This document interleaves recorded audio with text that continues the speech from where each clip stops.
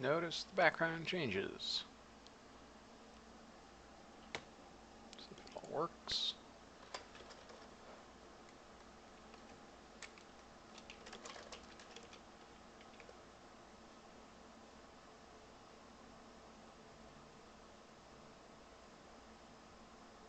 And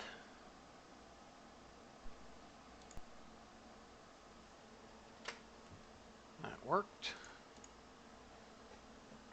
Module Manager is still patching literally everything possible.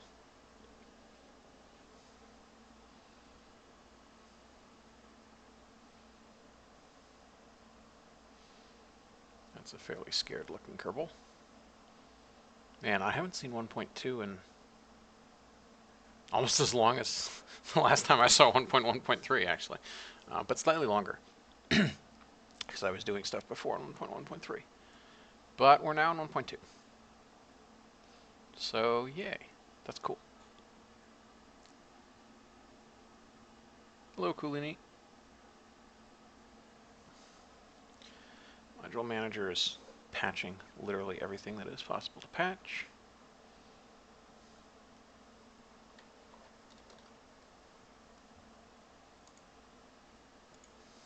I believe my stick and throttle are broadly behaving.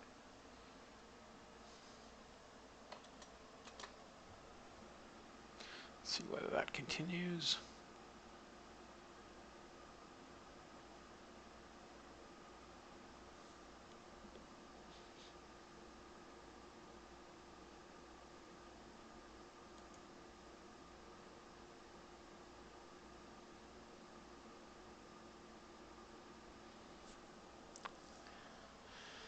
Man, I should have started streaming once it finished loading rather than when it started.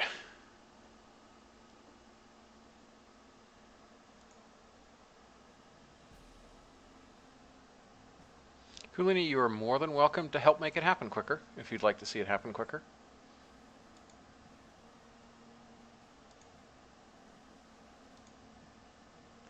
Oh, I think I can toss that. That was back when I was doing this fall.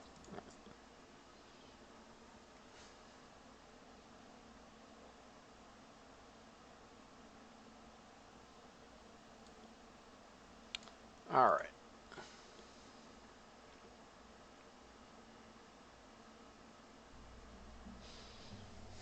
So let's just build a, I think maybe a mid-60s fairly stockish thing. So there's the pod. Yes, RO is officially out for 1.2.2.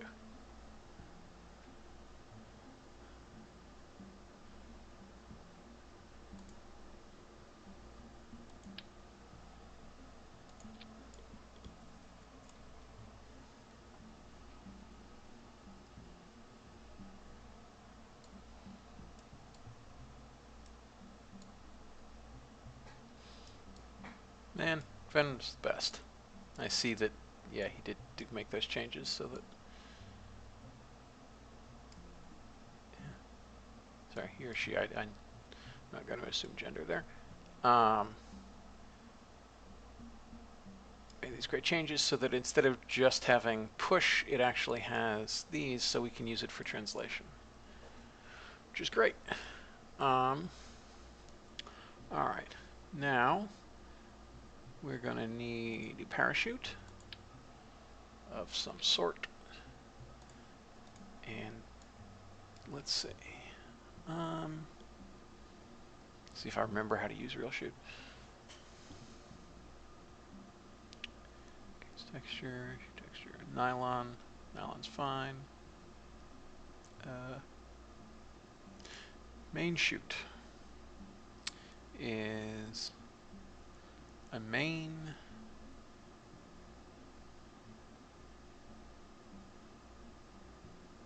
We'll use wet mass here. Oh, actually, no, I need to... let me change the sizing first. And then... that looks about right. Put a docking port on.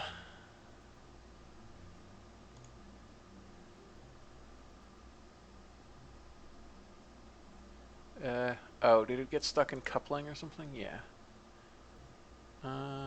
Propellant only. It's fine. Oh, hey, Farron. And Sean PM and Satellite 999. Let's see. Yeah, so this is vaguely like a one-person Gemini. Gemini. I've heard like newscasters of the time call it Gemini, so that's why I got into the habit of calling it that. What else? Hey, Specimen Spiff.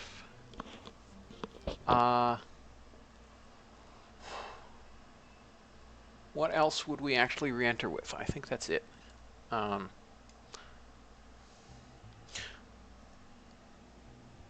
All right, so now let's go back and configure our... what kind of RCS will settle on HTTP for both the capsule and that thing?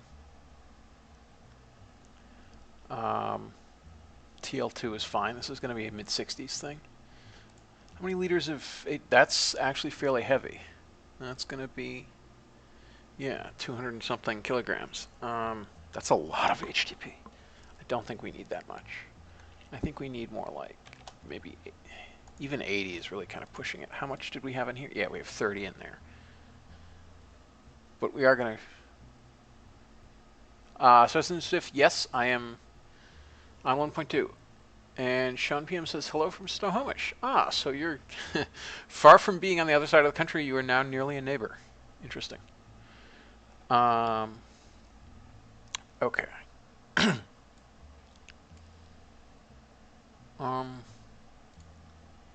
Yeah, let's stick with that.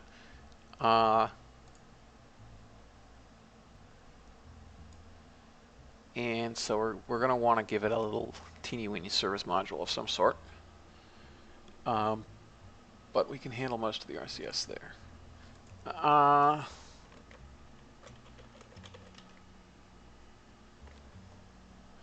Call it Aquarius for now.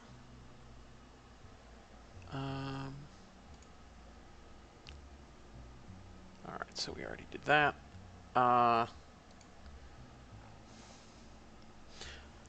Free. All right, so let's double our life support. That's basically 1,200. Oh, actually, I can pull up the TAC window, can't I?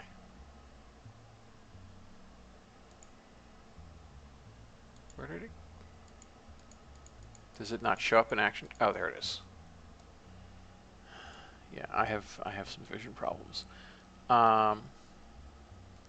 Oxygen, 4 days. Yeah, so we'll have 4 days of everything.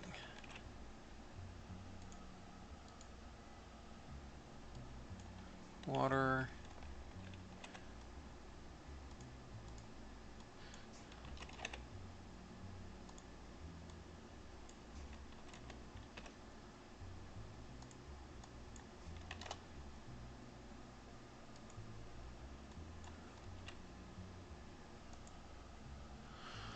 All right.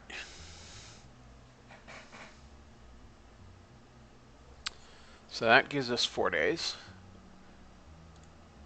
That won't give us a week duration, but it will give us a few days on orbit.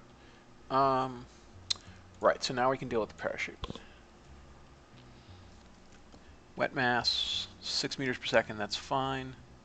1 parachute. Altitude deployment. I don't know, like maybe 3 kilometers. Oh, no, that's right. We actually want, I think, something like this.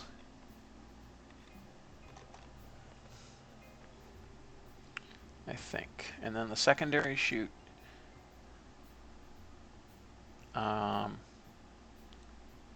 is a drogue. Oh, oops, that drogue.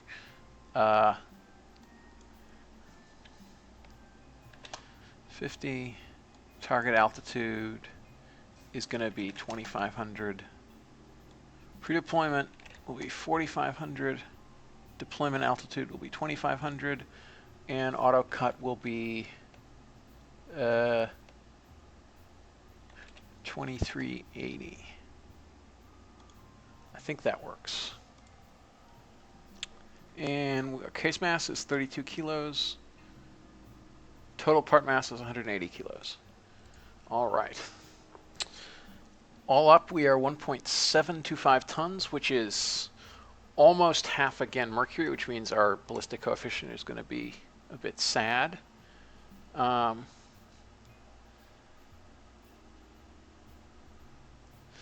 Fair. So actually, the plan for this is to check out 1.2. So like, I have no particular plan other than building a craft that basically only uses parts required by RP0, and that would be a decent, like, 1963 or so craft to play around with in RP0. So yes, you can do docking missions, you can do some duration missions, you could bring some extra life support and do a week duration mission. So now we need a service module of some sort.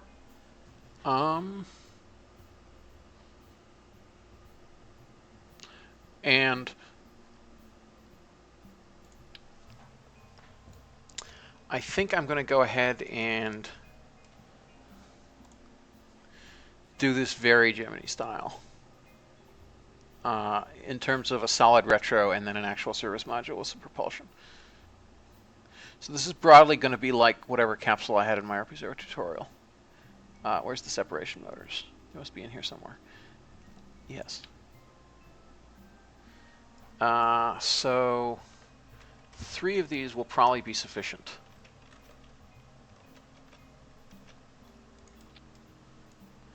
In fact, 3 of these will be... Ooh, that's quite perfect. That's about right for the Delta V. But we definitely don't want...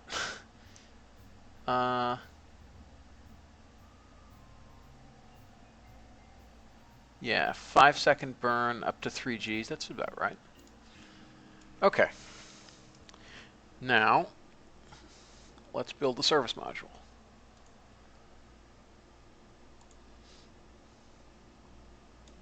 Oh, I bet it's in here. Where would it be now? It would be in couple... I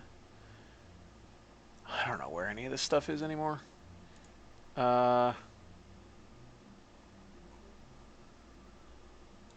Maybe it is aerodynamics.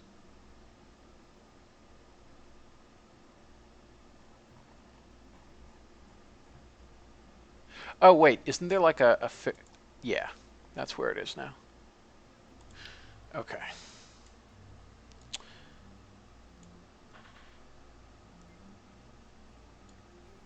X Shadow X, yes, this is 1.2. Specimen Spiff, it was... I think CCAN will work. That's a lot of weird nodes. That's a whole lot of weird nodes. That's new. I was meaning to put Principia, but no, I don't have Principia in this install. When I start my career tomorrow, I will have Principia in here.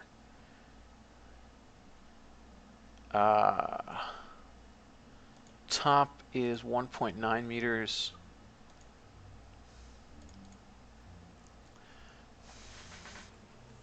I think we want something like that.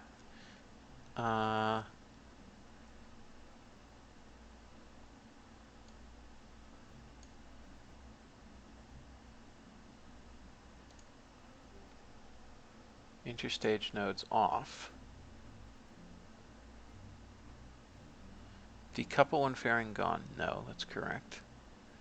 Crossfeed needs to be enabled. And decoupler staging enabled.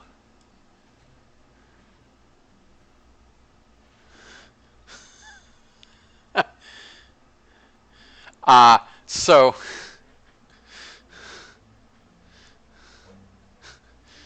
I actually, I think I read in the changelog something about those extra nodes. They're actually, I think they're going to be super useful. I just kind of wasn't prepared for how many of them there would be. Um, how wide do I want this thing? Um, do I want it flared like Gemini? I think I don't. I think I just want. We're just going to have a propellant, a couple of propellant tanks in here. Definitely not the shielded ones. Ah, yes, that turned off the interstate. Okay, that turned off the nodes. Cool. Fillet cylinder, smooth cone, fillet. Why is it wrapping like that? That's weird.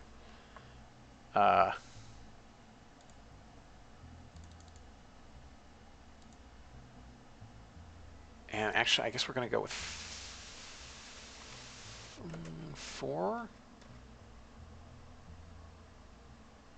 3, 3. Yes, because that'll fit. Oh, but no, 3 is stupid because it's a bipropellant engine, not a tripropellant engine. I guess we'll just do this then.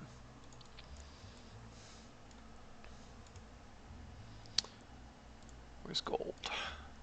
Gold foil.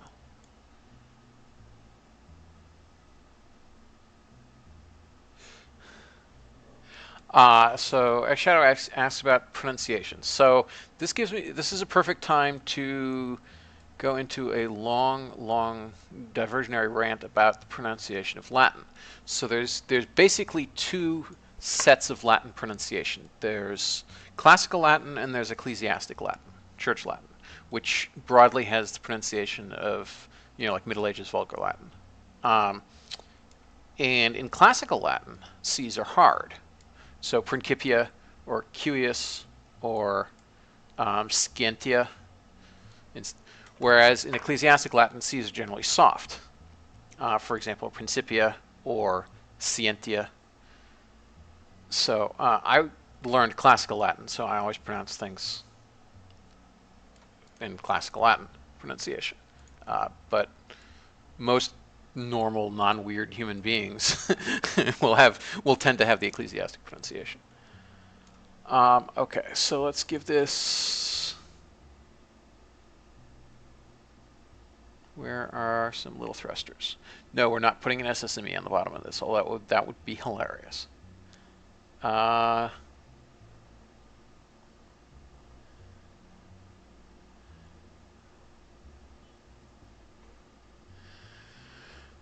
Could put an asterisk on here. That would also be funny.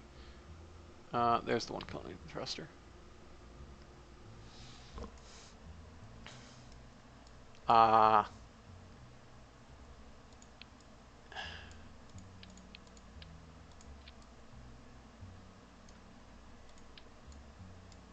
Oh, actually, I guess I have to reconfigure that. And just because we're going sort of low tech, whoa, that's weird. That's kind of funky highlighting. We'll go with HTP, which is not going to have the world's best specific impulse. So we're not actually going to get that much delta V out of this thing. But that's fine.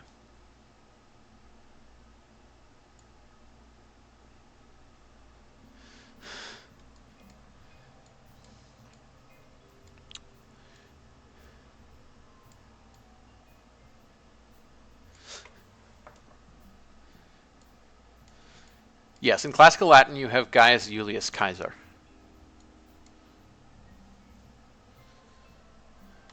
Yeah, it was TL2. Okay.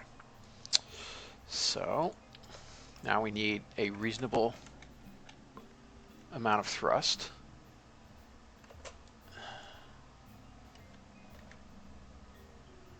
Let's see, is 4 going to be enough? Let's try 4. What does that look like? And let's fill these things with HTP. 3 minutes for 404 meters per second. That's actually not bad. That came out quite well. Don't really have to do anything else.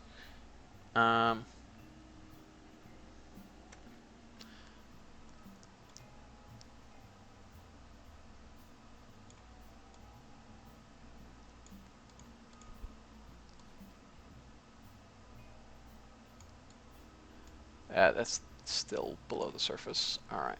Oh, I should have used the thin. I really should have used the thin base here, because that's actually going to be literally almost below the rim of that. But whatever.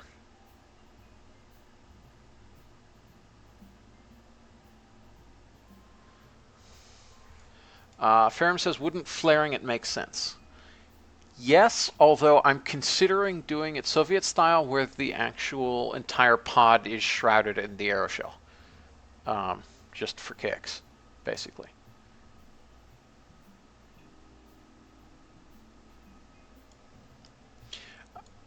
I think actually I can... Yeah, we're already up to 4 tons, which is more than Gemini. Pretty ridiculous. HTP is bad. Also, we have more...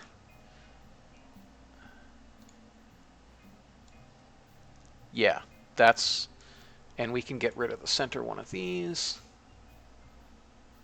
Yeah, okay.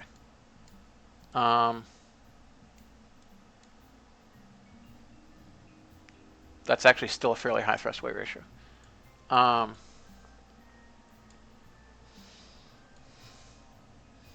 now we're back down to Gemini's weight. Mass, whatever.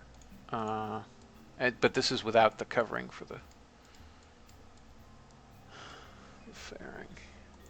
Let's see how heavy our fairing sides are going to be. They must be in here somewhere, I hope. Where's structural? I wonder if they were just removed and decoupling made toggleable in the latest proc fairings.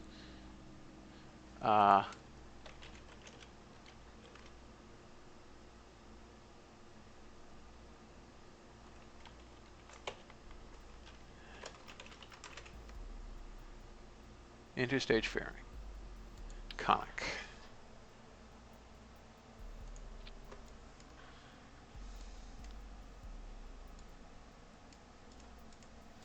Okay. Extra height. Oh, apparently the capsule is actually 2 meters. Not 1.9. Whatever.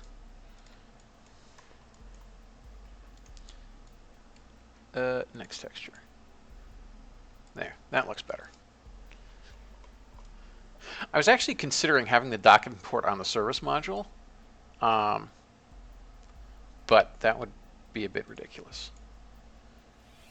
So I guess we're going to want some RCS on the service module, actually.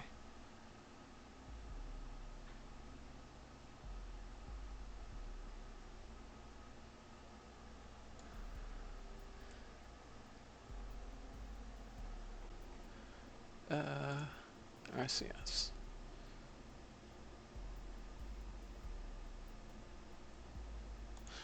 There.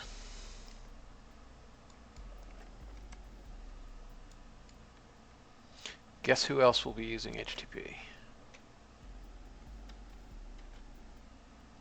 Okay.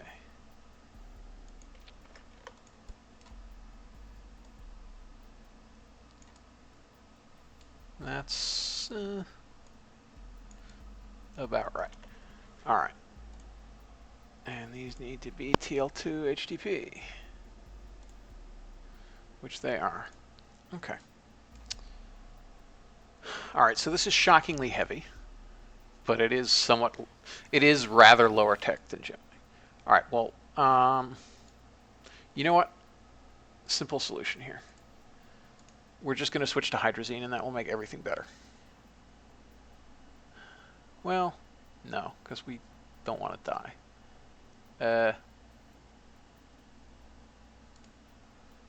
Right. So we'll just leave it like this. Let's that RCS, that RCS. They all should start here, along with those engines. That decouples. The retros fire, that decouples. Okay.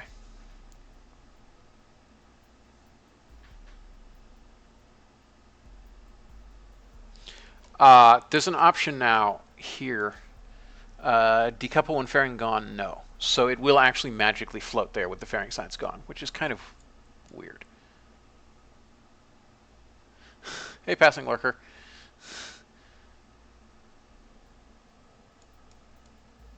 All right. So we have a service module. It has roughly Gemini's delta V. Now we get to build a launch escape tower. So do I want to build a... I don't think I want to build a boost protective cover. That's usually fairly annoying. So, oops. Old habits die hard, looking in the wrong tab. Where's procedural decoupler? It must be around here somewhere.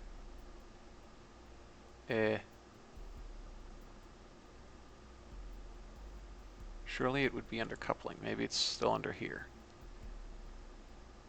Yeah. Oh, it's still in the old category. Who cares? This way up. Let's decrease the diameter a little bit. And let's increase the force as much as we can, which is not much. Structural modular girder segment. Ooh, can I use this? No, that's too big, isn't it? See, sometimes it would be nice if tweak scale weren't such a pain.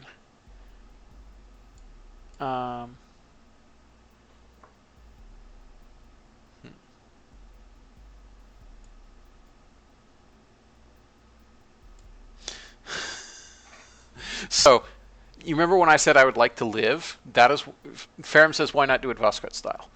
Because I would really like to live.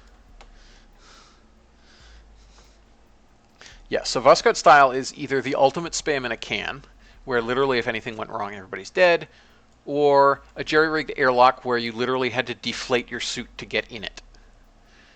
So no, not doing it Voskhod style.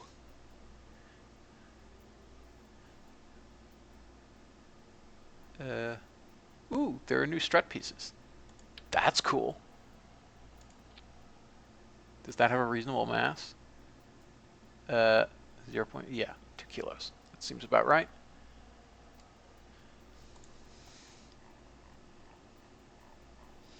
Now for the serious business set motors. That's a little large. I guess we'll go with the medium still.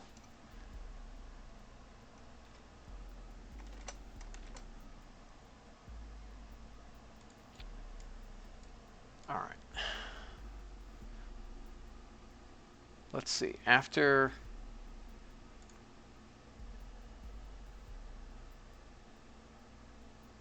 So the question is, do we do it like Apollo, where we only abort with the capsule, or do we do it like Mercury, where we abort with the retro pack as well? I feel like we should probably abort with the retro pack as well, which is going to make our launch abort system even heavier.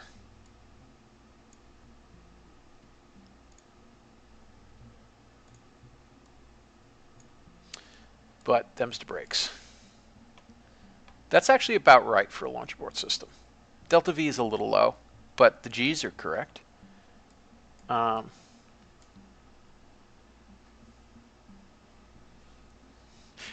Hey man, ejection seats are the bomb. So like admitted, so the thing with Gemini, the interesting thing with Gemini is that had they not thought that they were going to do the Rogallo wing, they probably wouldn't have gone for ejector seats, and then they would have actually had an abort mode where they survived.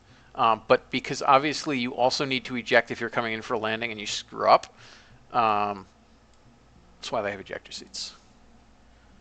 Let's see if there's literally any other option here that makes it look less ugly. I guess we'll go with that. And we also need a nose cone of some sort. Where's the proc nose cone? It's got to be in here somewhere. Proc nose cone. Okay. That actually fits fairly well.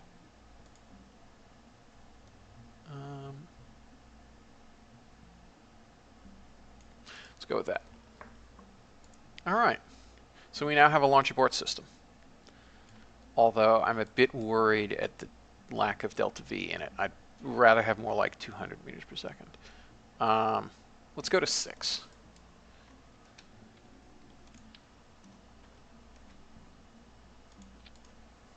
And lower the G's a bit.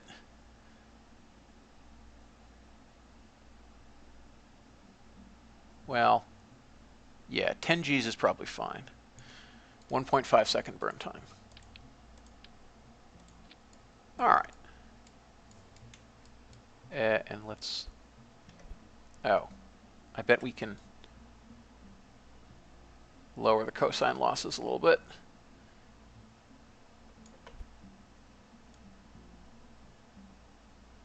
Yeah, that's better.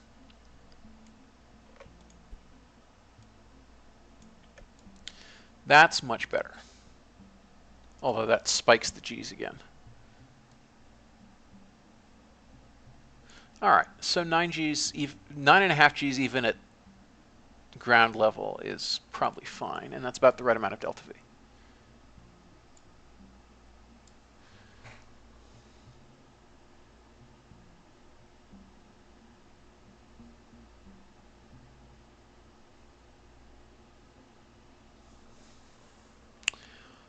Ferrum, I do need a bit of off-center thrust for that tower, but I'm skeptical.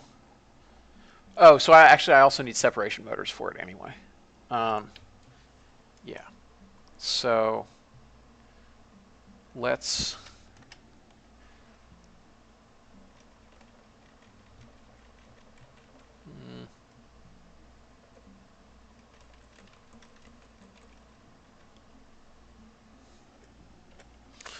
do about like that. And that should be enough to get the burnt out tower clear. Those fire here along with the decoupler. All right. And I do need a pitch motor. You're right that I need a pitch motor. I generally hate putting a pitch motor in KSP because we generally don't have like, I mean, the actual like Apollo LAS had a canard for attitude control, and that's a bit beyond this. So, but all right, let's put a pitch motor in.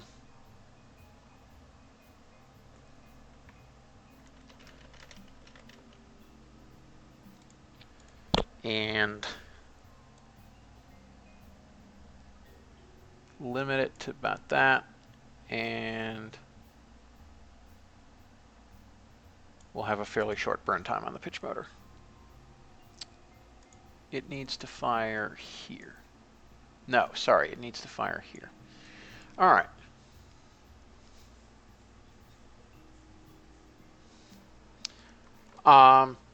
Yeah, could do that. Pitch motor is going to be more reliable. I'm less worried about actually, aerodynamically controlling the turn away as aerodynamically controlling the turn away not to result in everything splatting because of your aerodynamic forces.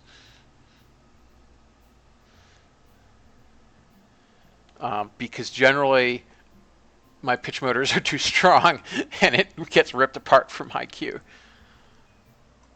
So let's see how this works.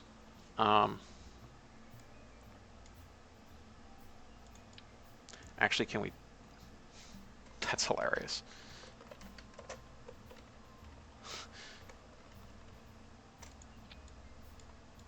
That's hanging out in the middle of nowhere. But okay. So action group time.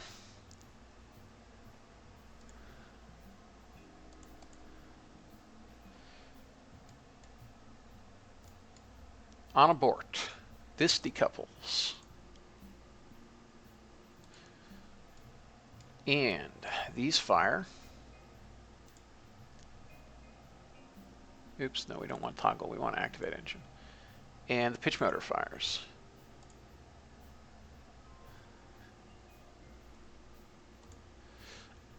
On burnout. We'll activate it in case it hasn't yet. Separation motors. Deploy the chute. Decouple the retros. All right, now let's see what happens.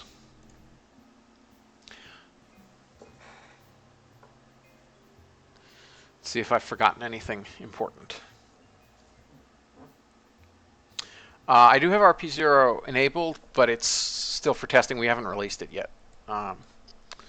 So let's see what happens.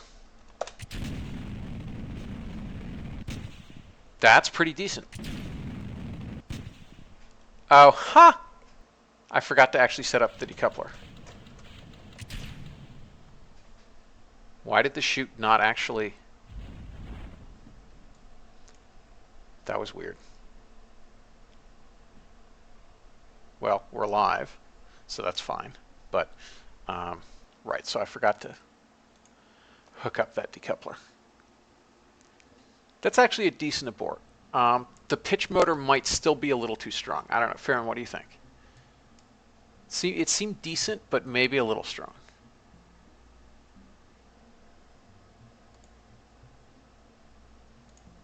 Where's 5?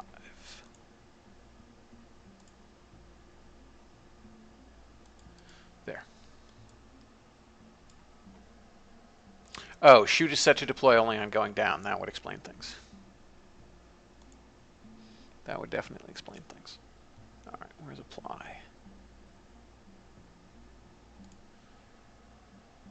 Okay. Let's try that again. Yes, building a little Joe for it is always the correct decision.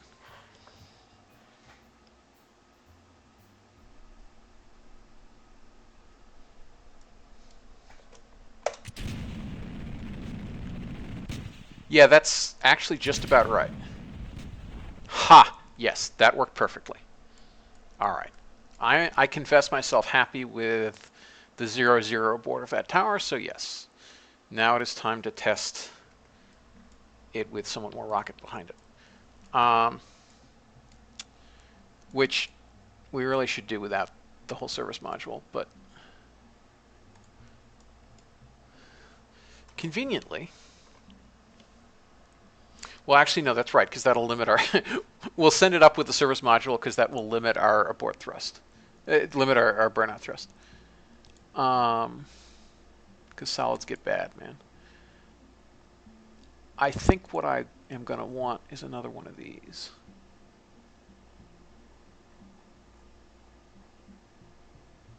Where did the interstage... All right. I think we want it like this. Yes, we do. 2 meters. Is that... hopefully that's going to be wide enough for...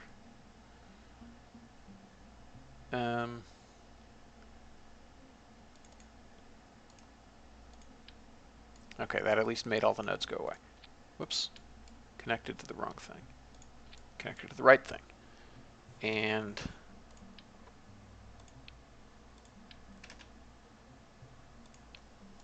fairing nodes 2. And where's our caster? Actually, I think we want an M55. No, that's an RSRM. Where is the M50? There's the M55. Is that going to be about right? Let's find out.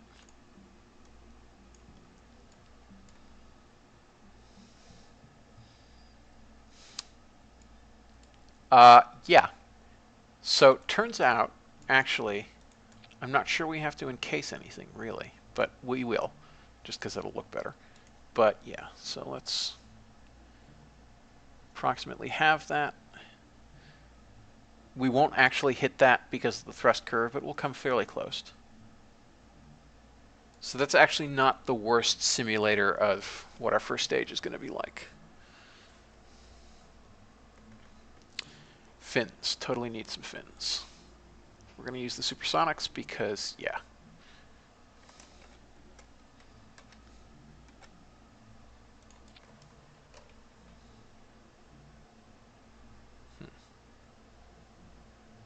Why did it spawn over there? That was weird. lead thickness tip about like that.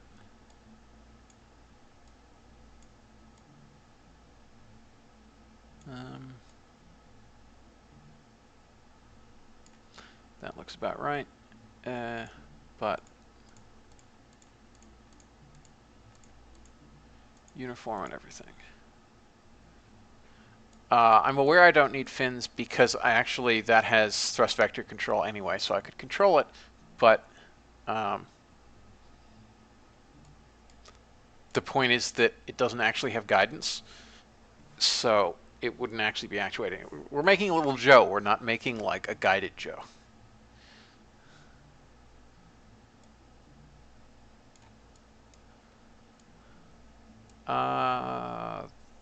That looks about right. Here, we want a lot of height. Oh, no, you idiot. Why won't it?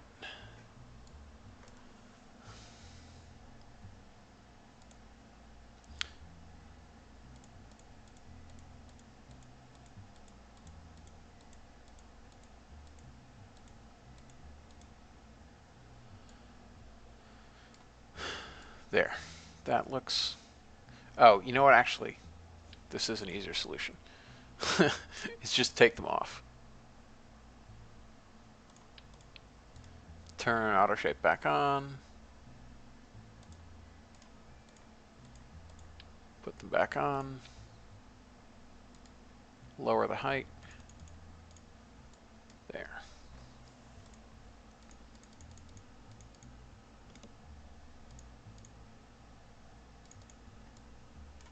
That's about right. All right.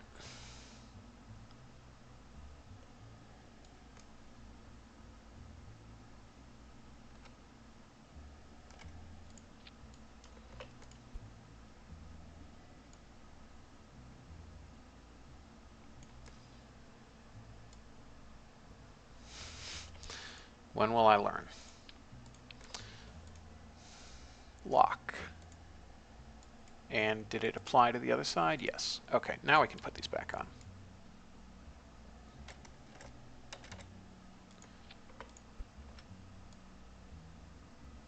All right.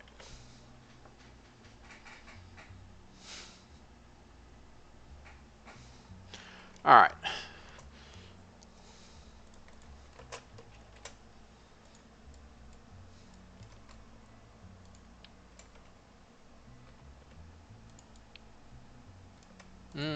I think we want to fly inverted.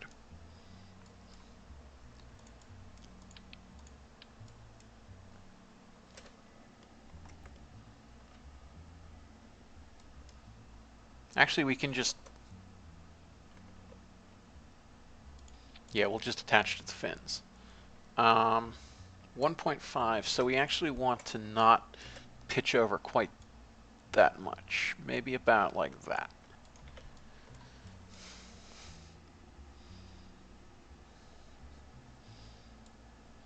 We could put a decoupler and actually test the service module. We probably should do that, shouldn't we?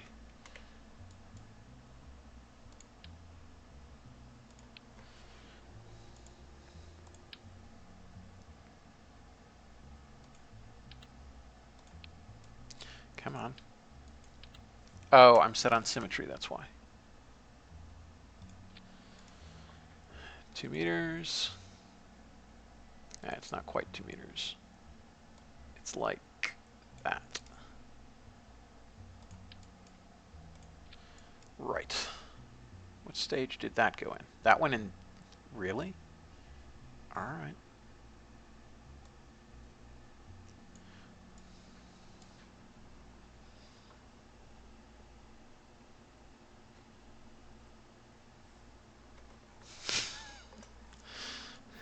So my best friend from grade school through high school and I can quote large chunks of Top Gun. So yes,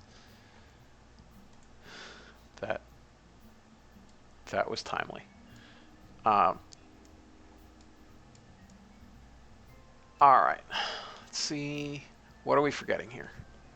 Insufficient avionics. Yes, I'm well aware we have insufficient avionics. Oh, launch clamp should be in the right stage, and they're not. The other thing to consider is what the actual Little Joe did. I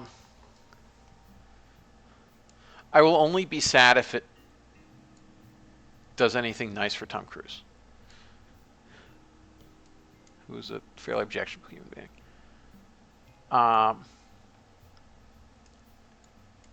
Yeah, I think I do want to mimic what actual Little Joe did and put some SEP motors.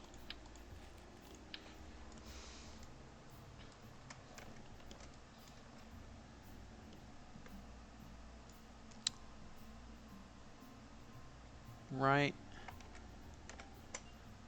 there.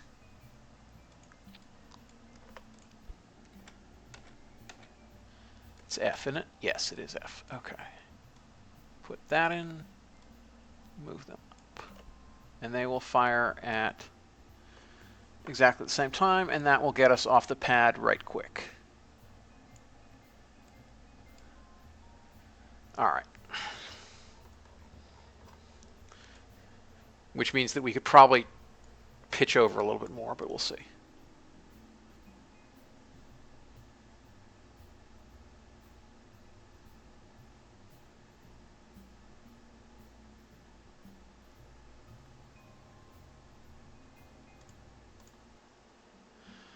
Why do I like procedural fairings for everything? Because they let you do all sorts of cool textures for the fairings and stuff. I mean, they're cool.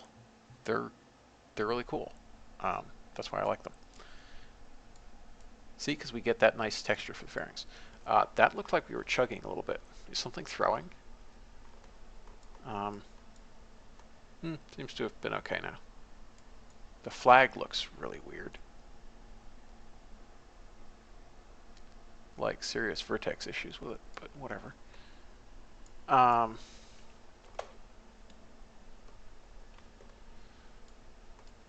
Anyway, let's see how this works.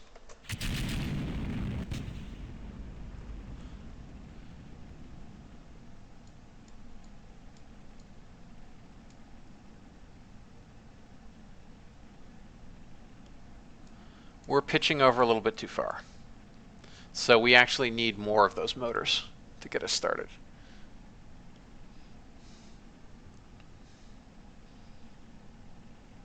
What's our Q like? 10 kilopascals, 12, 13, 14. Oh yeah, we're pitching over a lot. Well, we'll get a high dynamic pressure, that's for sure.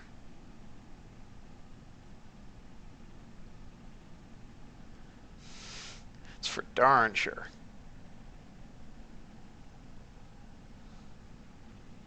$35 already.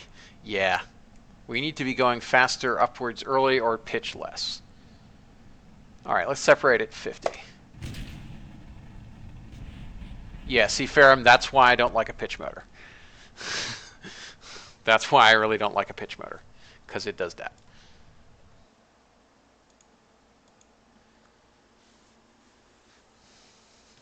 I mean, admittedly, I shouldn't be at 50 kilopascals, but still.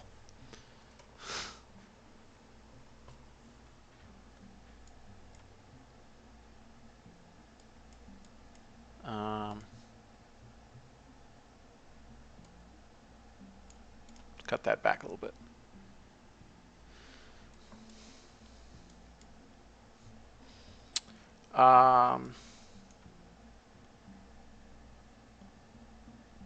$36.97 is also kind of weak for a booster. I was actually considering putting some casters in, just to bulk things out a little bit.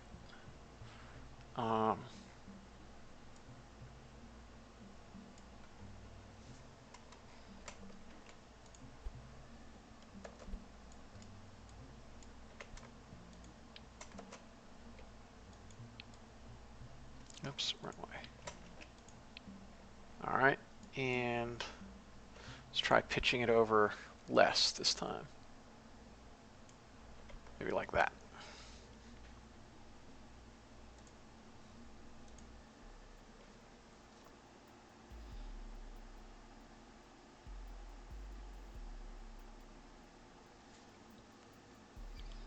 Yeah, Pap's right. The modders have been hot on it, and the KSP team did a good job not breaking compatibility with stuff.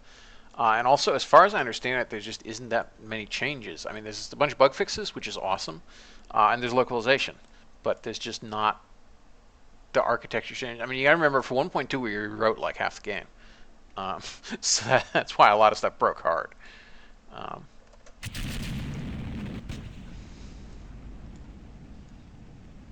yeah, I need to get up to about 50 before those things burn out. So maybe I should carry more. I don't know. See how this goes.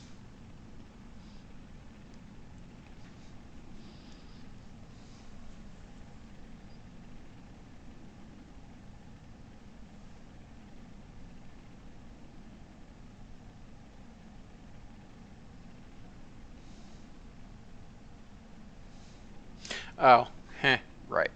Um, well, that's wrong.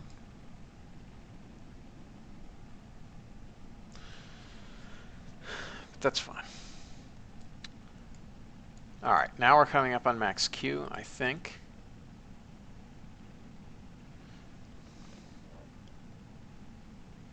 $30. We probably wouldn't hit more than 30 on a real launch, if memory serves.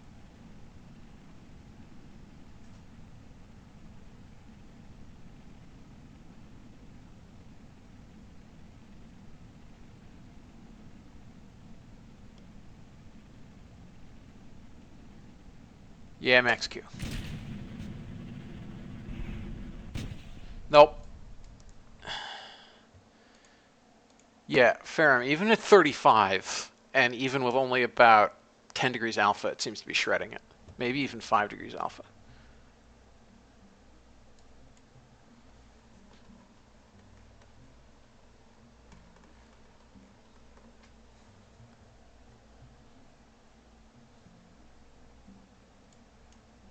What was I gonna do? Oh yeah, this should not be stageable.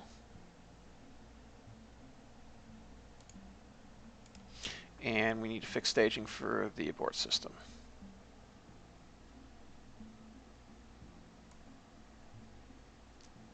Which is...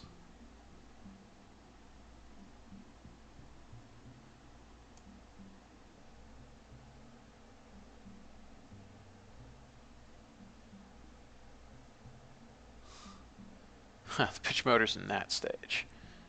Okay. This decouples, I think, here now. Yeah.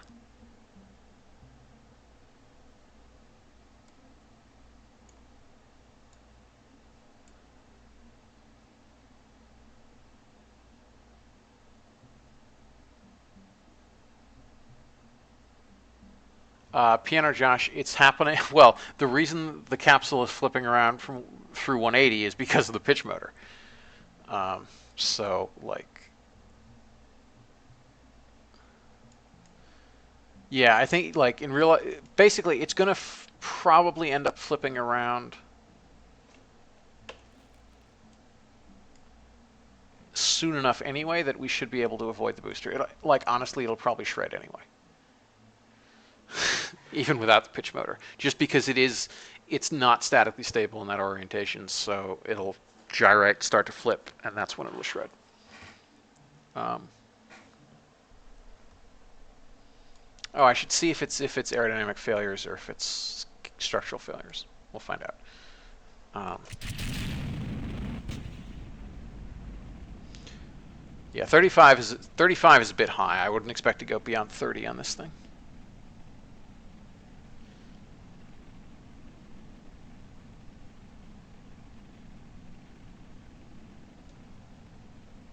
I'll try at 30 rather than 35, and we'll see what happens. Memory served, I was hitting this in the tutorial campaign.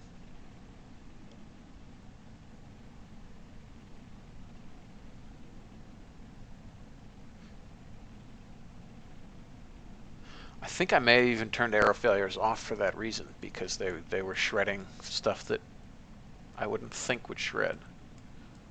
But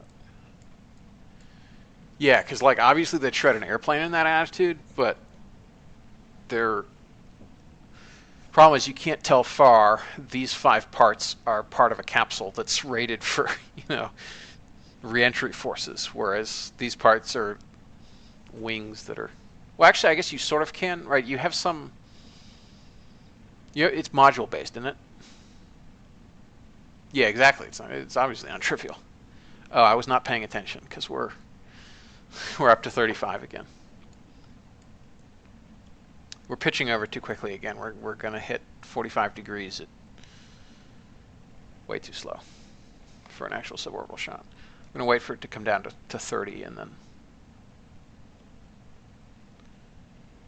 abort. Yeah, it's not even the pitch motor. It's just changing orientation enough that shreds.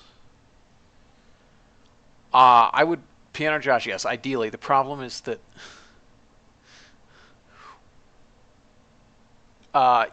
it would, because the capsules, it would be way too much of a penalty, I think.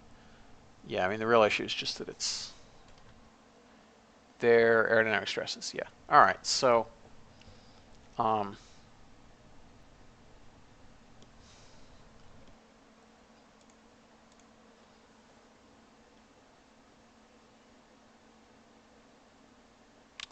yeah, I did check. Oh, you're probably because of delay. I did check the flight log and their aerodynamic stresses.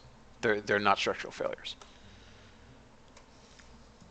But yeah, what part was it? I believe the nose cone went first, but I mean, I can pull up Notepad if you really want to know. But I think it was probably this, also not least because it's probably lightest. It's only 0.04 grams. That's insane. That would probably explain a lot. That's probably what it was, actually. Although that would be more likely to be structural failure than an aero failure. But, all right, let me... KSP log.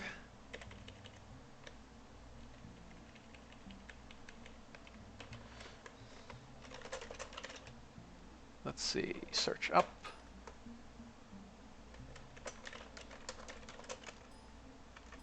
Oh, but it's writing them to flight logger, not actually debug logging them. So yeah, it would be one of these light parts. I mean, the obvious solution is just weld them all together, but not really how that works. It does prove that we don't need a pitch motor. I mean, the only time we need a pitch motor is for a near launch abort.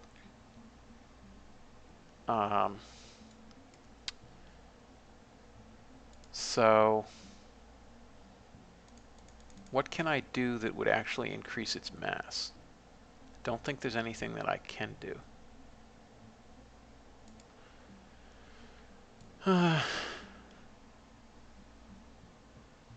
Yeah, docking port's also pretty light, I think. That won't tell me, and I don't have KER, so I can't tell you how heavy it is, but it's pretty light. So we're just, I think we're just going to move along on the happy presumption that this abort tower would work if this were actually all one capsule.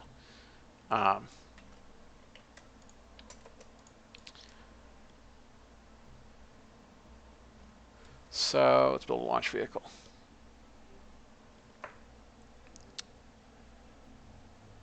Actually, I'm willing to bet that it was this piece that failed, the girder, just because it has the largest wetted area for not much mass.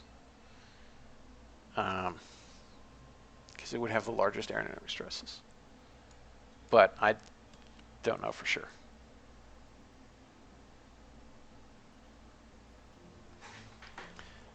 Yeah, that one actually would be super useful, because if you add a toggle to increase, like, I mean, I guess you could do it like the wing slider or something, but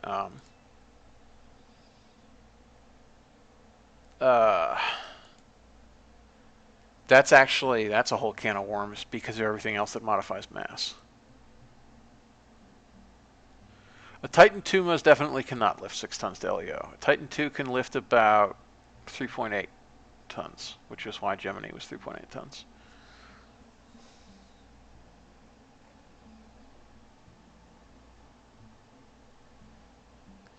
I mean, if Titan II could lift 6 tons to orbit, you can bet the Gemini would have looked a lot different.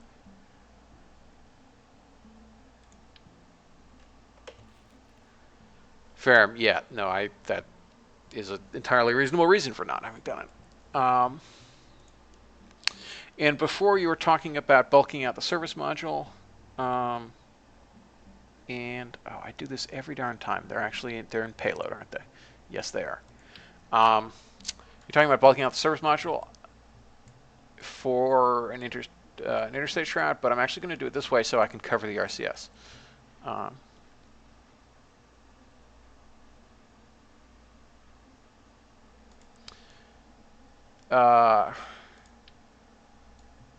Even without the abort tower, we were pushing.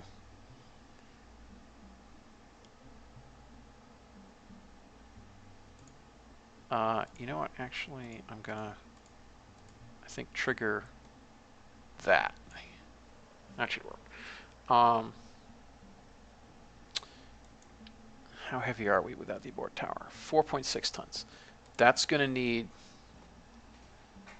yes, that is going to need something Titan 3 class rather than Titan 2 class. Actually built one of these a couple nights ago.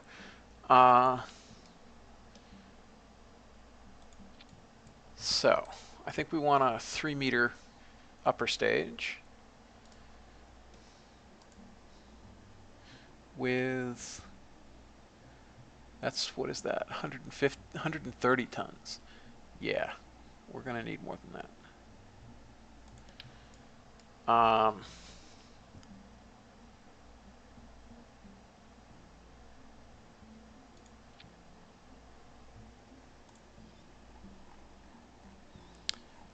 Propellant tank. Dome.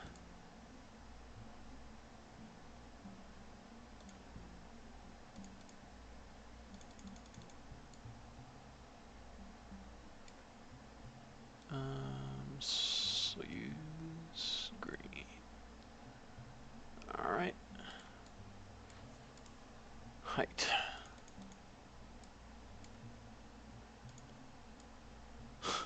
That's a tight fit. What is my streaming schedule? Whenever I have time and get around to it. I don't really have a regular one yet. Oh, I have to cut down this node count too. I really only need one actually because it's never going to be. Oh, actually no, I do need 2 and they need to decouple because of those RCS.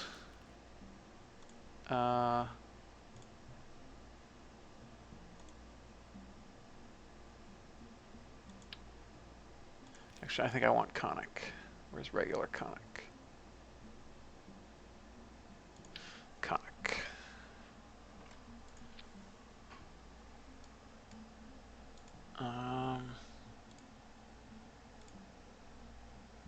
Oh, no, wrong button. No, that's actually encroaching on the... Okay, I wanted extra height.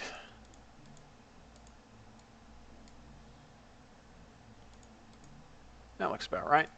And these are not meaningfully heavy. Next texture. Atlas is fine.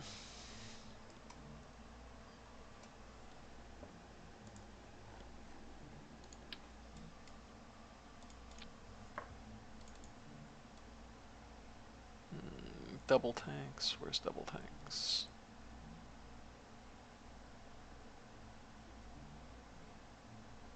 That's fine.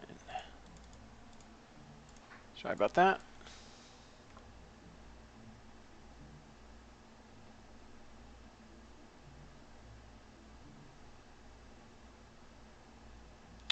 Oh, that's interesting. That's interesting that the real thing uses ballast. That might indeed help us to avoid shredding.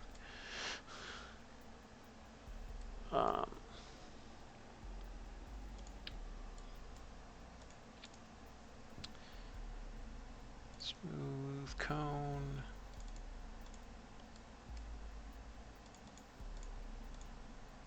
Do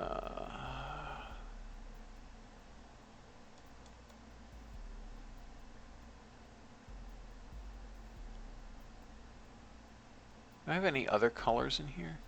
I guess we have that. Where's the LR105? My old standby. JKL. There we are.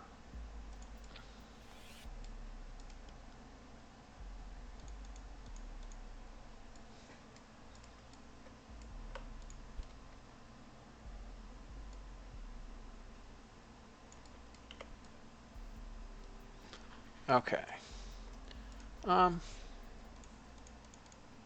That looks better.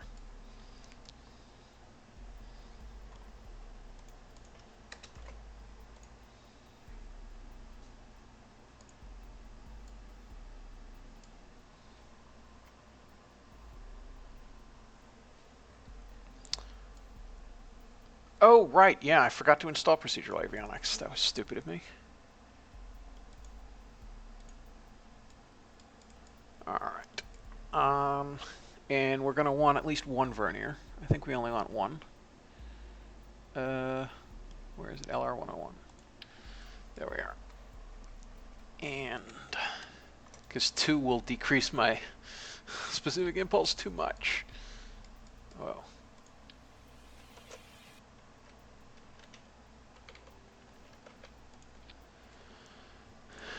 And let's upgrade this to, I think that's about right for the tech level. And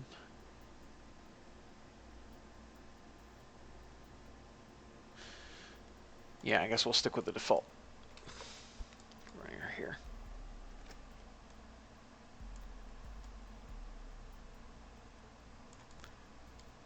Yes, I would really like to have a low thrust vernier, but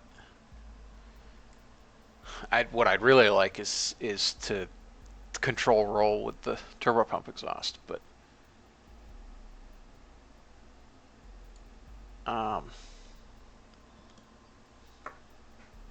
we'll have to use a vernier. And we'll try to fire it broadly through the center of mass so that MechJeb doesn't have to do as much. I think I want the exhaust going that way. All right. So let's see how long a burn time we have. And we also need to see which is which. I assume that's the, yeah. Fill that as well. Fill that as well. Oh, that's actually quite a bit of delta V for only 3.5 minutes burn. Not even that heavy yet either. That's pretty nice. All right, so let's see, this, that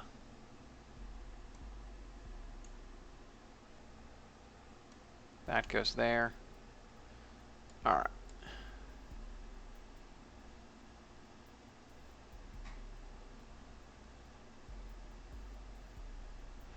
Ah, interesting. Okay, so I guess I really should make that a proc tank instead of a nose cone and put ballast in it. That is a great find, boss. I had no idea that they actually ballasted the nose cones of those things. That's cool. You learn something every day.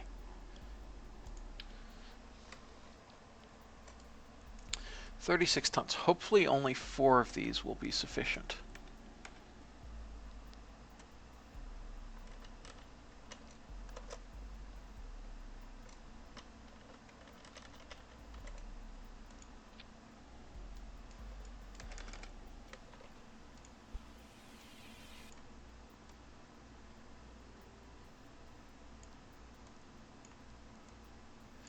Okay, ullage motors that fire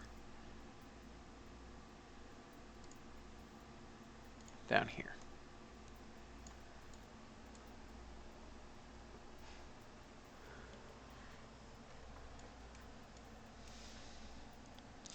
That's not a lot of ullaging, is it? That's 2 meters per second. All right. I guess let's try with 6 of them, I guess.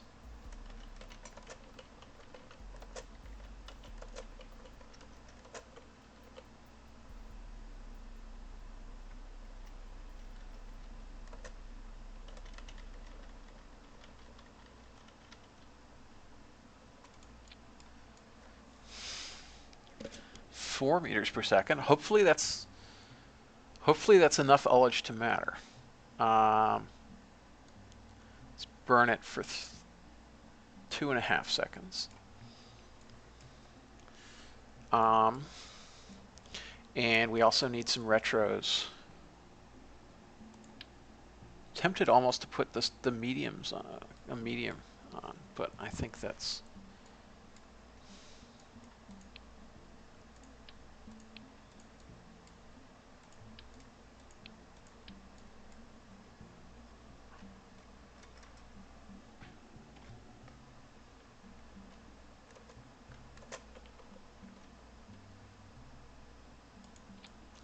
all right. That's a fair amount of retro.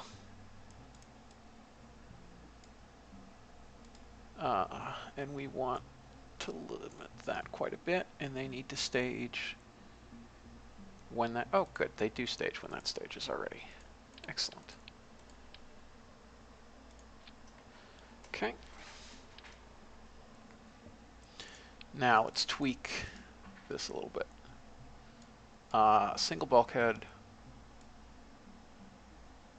The utilization is going to be poor just from how short it is.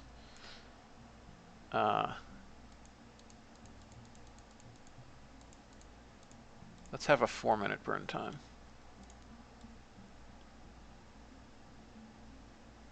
That delta V seems shockingly high. Really not sure why that's so high.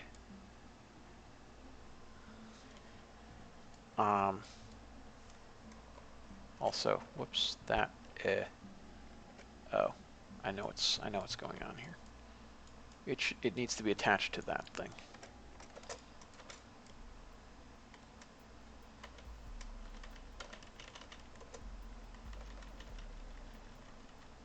Think about it like that.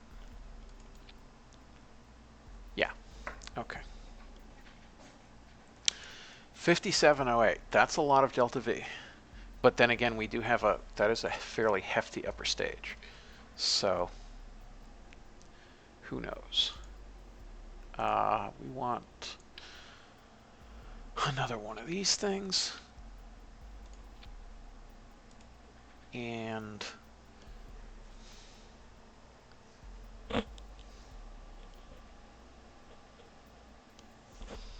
maybe we can stick with a 3-meter core. I'm doubtful, but it's possible.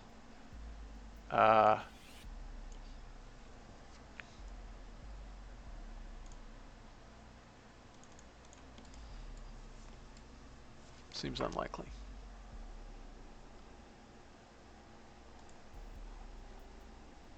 We might have to go up to 12-foot core.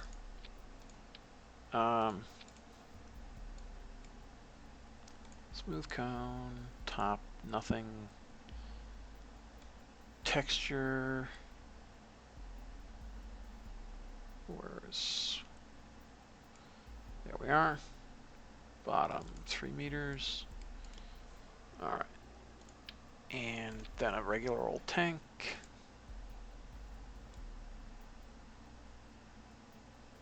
There's the one I like. And now we need these side pieces.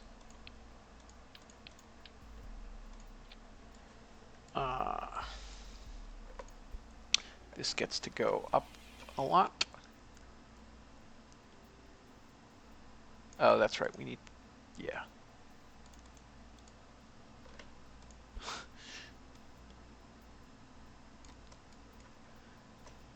fix the gap.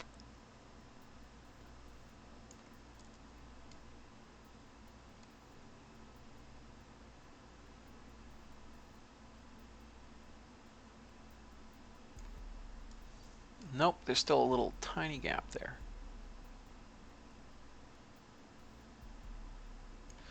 That looks correct. Oh, it's still a little bit, now it's a little bit too high rather than too low, but whatever. That's fine. Extra height, quite a bit of extra height.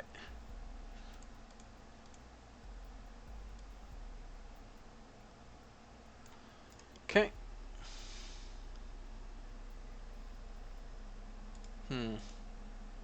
Should we use the... Nah, we'll just have a white skirt. It's fine. This is going to be quite a tall launch vehicle, actually, because we're going to need maybe 2 H1. Well, yeah, let's see what happens with 2 H1s, actually. Where's H1? It's R, L, H, I. So H1 is E1. Oh, we could use E1s, couldn't we?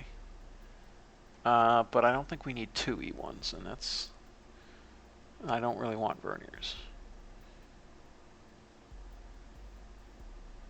Where is the H? There's the H1. All right.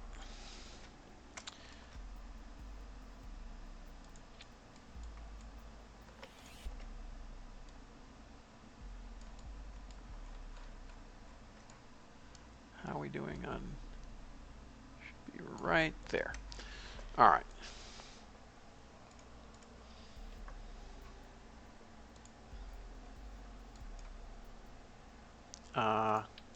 Gotta fill that too. Man, it ran fuel rich, didn't it?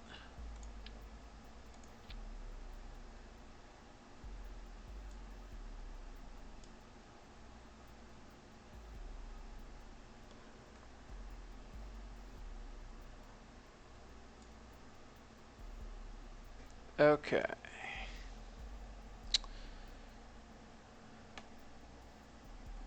Well, that's interesting.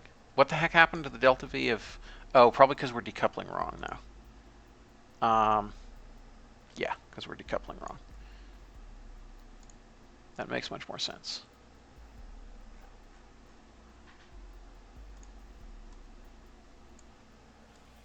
All right, now we have our delta V back. All right, so this has to be longer.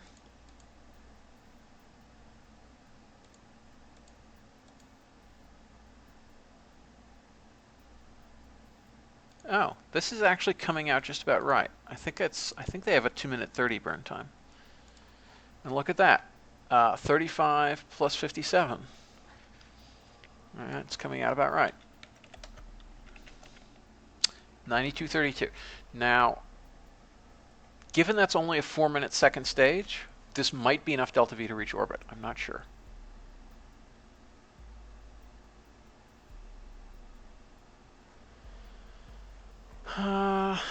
Right, so we could be like Titan and not actually have an after skirt, but I like after skirts, so we're going to have an after skirt because it looks prettier.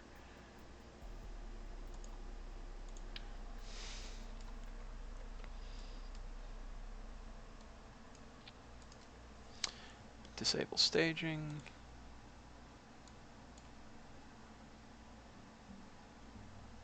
2 meters is probably fine.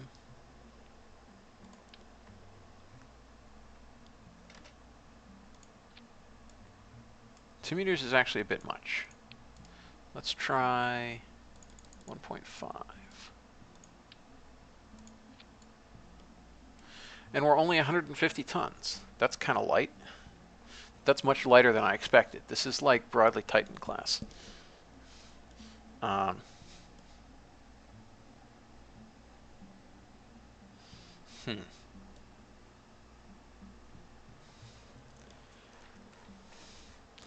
All right, so that's...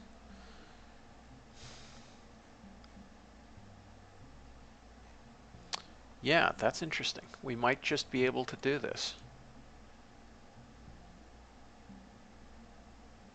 might just be able to do this. Retros. We need some retros. Sep motor. No, we want the medium.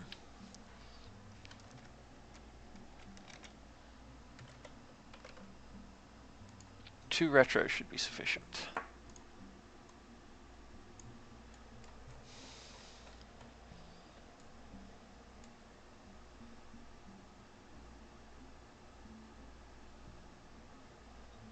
Okay.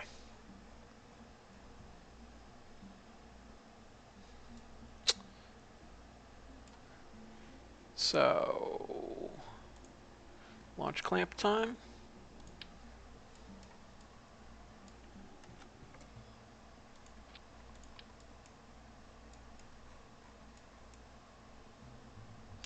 I don't actually have the faucet umbilical towers, so we're pretending that those are umbilical towers and connecting them to each stage. Launch clamp stage. Put those there, put that there, put that there. Okay, I think we're going for orbit. See how that goes.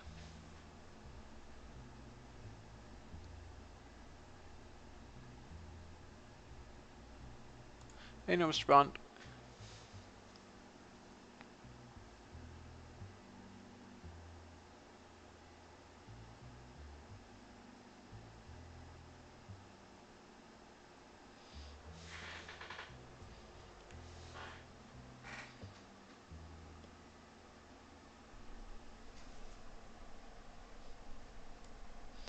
All right. Mech jeb. Not throttling, not throttling. Electric, that's interesting. Force roll, limit AOA. What do we want for this? I think we want 100 turn start. We're going for a 150 kilometer orbit, I think. 150 by 280 like the actual ones, just to save on gravity losses. Let's try 140 for turn end then, if we're going for 150. We'll see. I don't know. We'll see how boosted we get by the first stage. We might have to be less aggressive in our turn, but we'll see. We have a good light on the H1s, and away we go.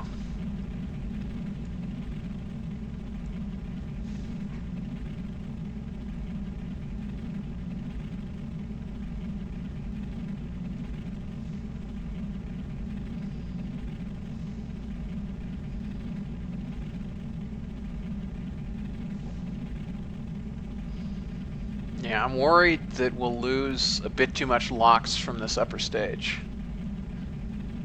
I haven't lost any yet. Because I should have set the I could have set the priorities, couldn't I? I forgot that this is 1.2, so it actually has all my code in it, rather than 1.1 that I've been playing for a while. That thrust to weight ratio is better than Saturn V, so shut up, firm. It's not a Soviet launch. It's not a Soviet launch, so you have to abide by a 1.2 nominal liftoff thrust to weight ratio. Burnout thrust to weight ratio is going to be fairly high. I mean, this is actually broadly tightened. This is broadly tightened too. It's pretty funny.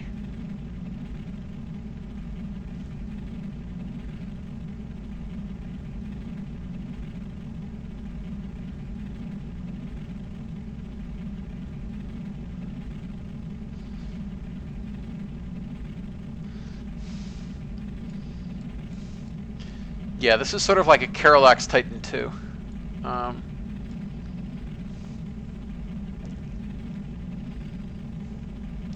I guess I need to bring this up because we have a lot of stages.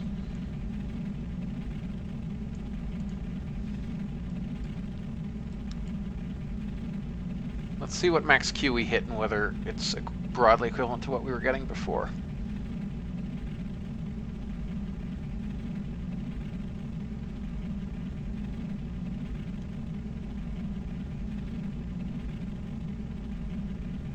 $33.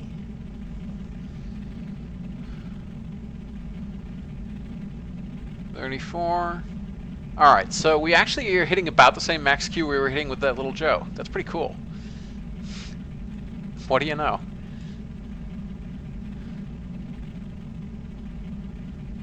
Passing lurker, well, it's 150 tons, and it's 10 foot all the way, so it's basically Titan 2. It's just Caroloc's inside.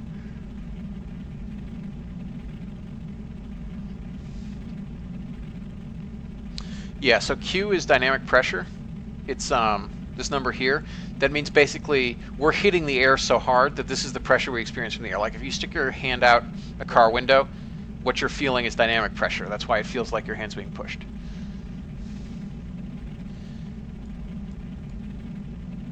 It's half times the density times the square of the velocity. All right, coming up on stage 1 burnout. How's our trajectory looking? It's decent. We'll see how things go.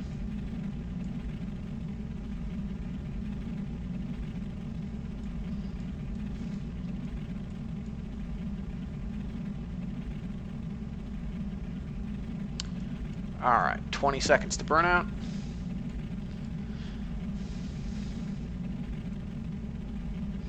All right, our apogee is climbing at a shocking rate. So I think actually I may have guessed fairly well for this. You are of course correct, Farrah.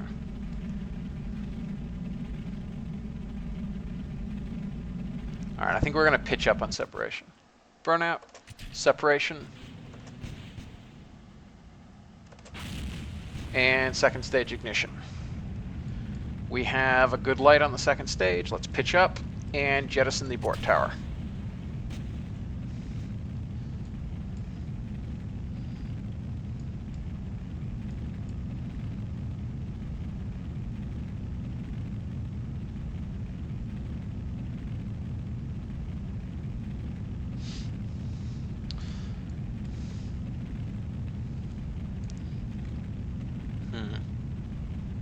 Are we gonna? Yeah, I think my pitch is about right.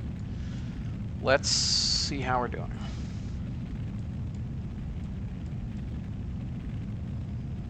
Oh, that's cool. It is actually hiding the star field when we're looking at the Earth. That's cool. I haven't seen that effect before. Orbital velocity. Compared to that, we might just make it, guys. We might just make it.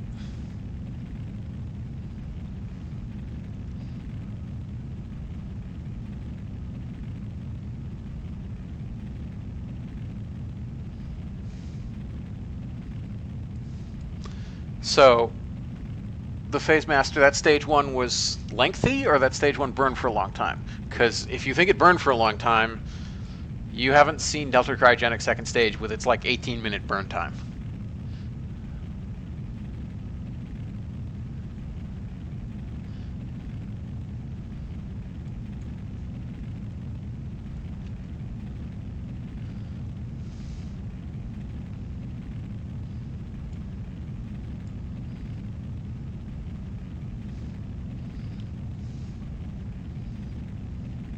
All right, 2.5 minutes, 1 minute, so we'll probably fall down past apogee a little bit before insertion, but I think we'll be okay. Our gravity losses are higher than I'd like, but we did have a slow start. We are about... All right, it still looks like we're go for orbit. We're about 4 kilometers shy, and we have 4.15 kilometers per second delta V to go.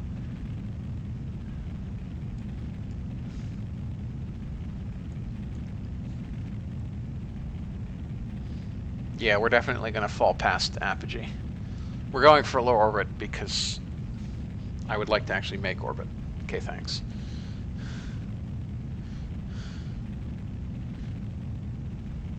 .6 orbit, as expected from the Cape. And there's the Cape. Just see it in the distance.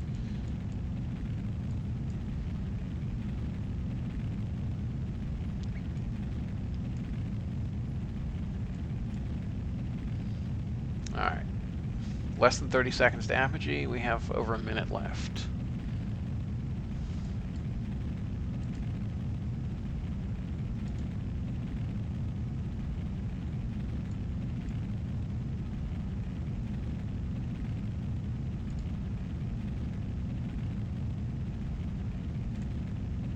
Actually want to drain that tank first, I think.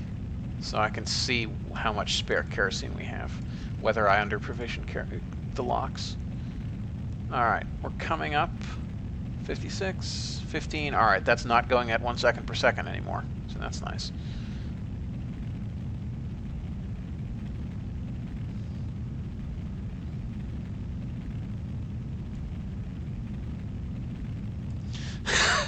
Fair, the obvious solution is always to add casters.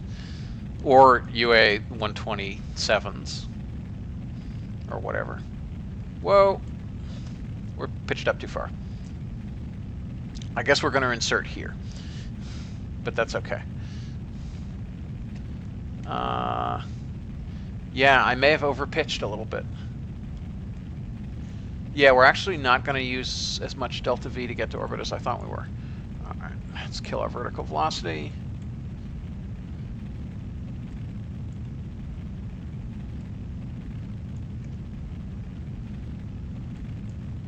Let's go back to 1 degree pitch.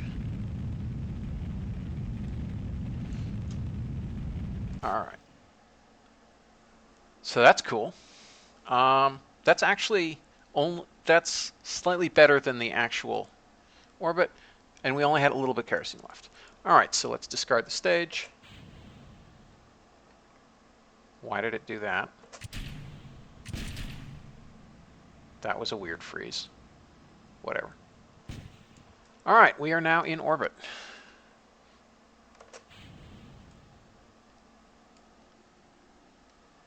Why are we having to stage multiple times? This is odd.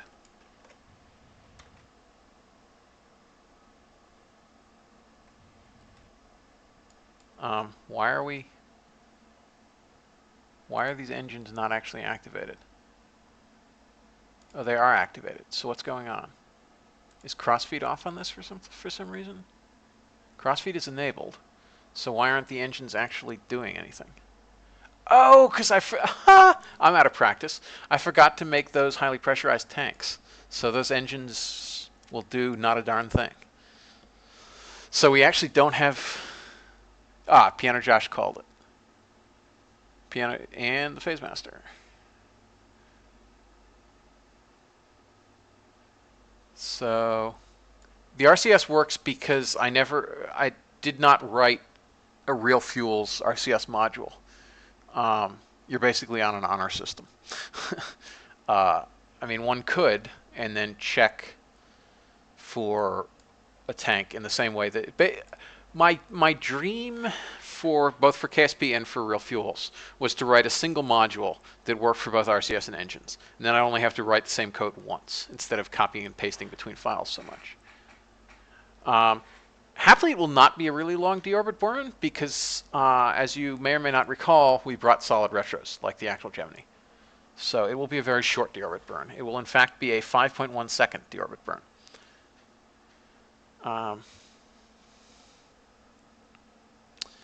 So, yeah, we have Gemini level thrust to weight ratio. So, yes, that's going to take a while. So, yeah. We can perform some orbital maneuvers.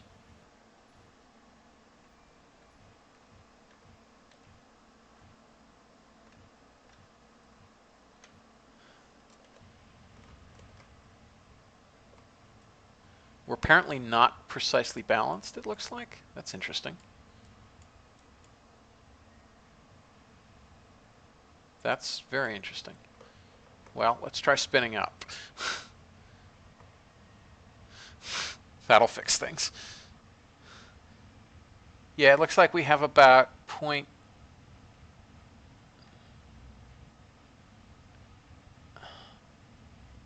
what is that, 0.2 meters per second squared acceleration? Good night, Linux Gamer. All right, let's try the retros. Despin first. All right. I think we want some down angle, if memory serves. At least Mercury style we do. Okay. Let's align like that. And here we go.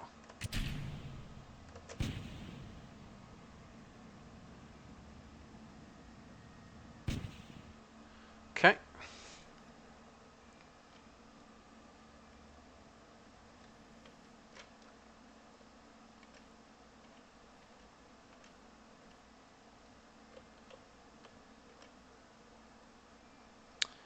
And I think we want to be up about here.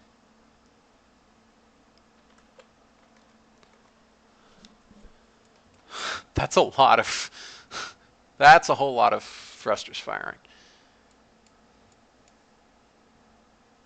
Why is, yeah, use MechJeb rather than SAS.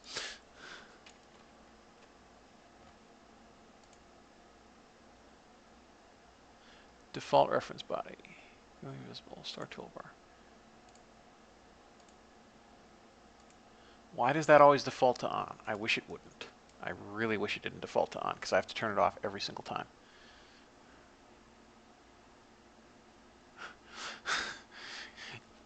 Yes, if you didn't notice that it took 9.3 kilometers per second to reach orbit, yes, this is Earth.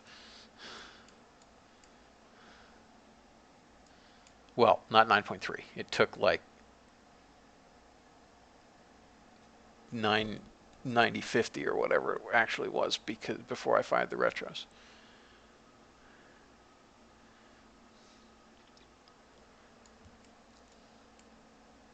All right, let's get rid of the retro pack. Arm the chute. And I think the actual Mercury spun at about 1 degree per second on reentry.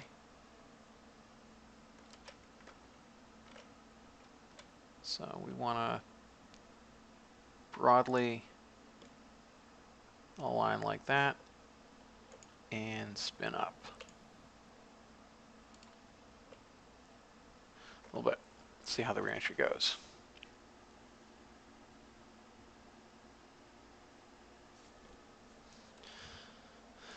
It's also debatable whether it's still KSP. Oh, we're probably going to hit Africa, won't we? Yeah. Probably. I guess what I really should do is fly a lifting reentry and try to avoid hitting Africa.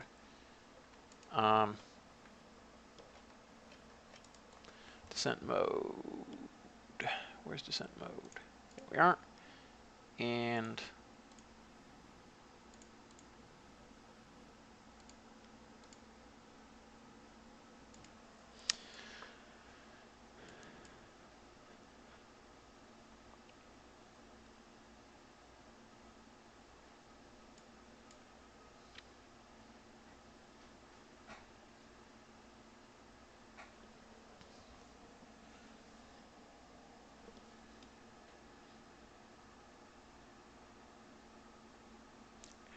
yeah, I'm with Piano Josh. I have no desire to write software in the software that I write.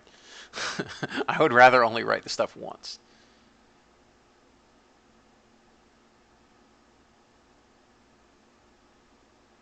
No, Coolini, that makes it way easier if you don't have RO because then you don't have to worry about ullage, you don't have to worry about restarts, you don't have to worry about all these funny things.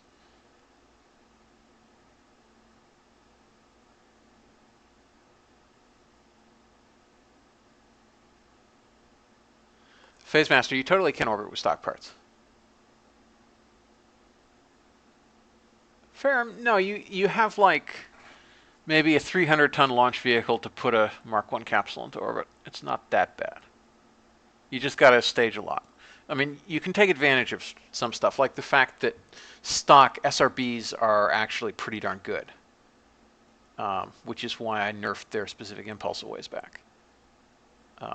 Because their mass fractions are actually quite close to real, unlike the liquid fuel stuff, which is not.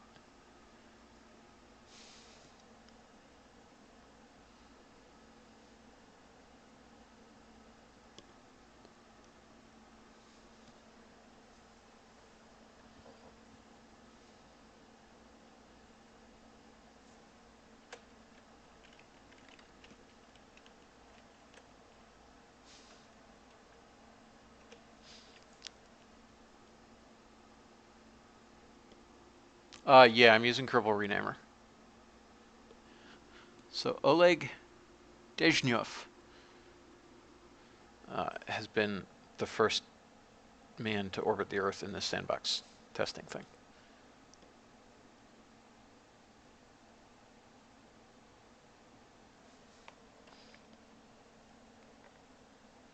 Why are we off? Oh, because we're surface aligned. That's right.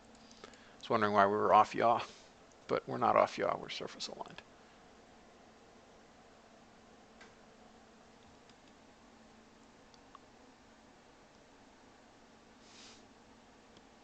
Yeah. Also, once you unlearn all the untrue things that KSP teaches you, you really never want to relearn them again.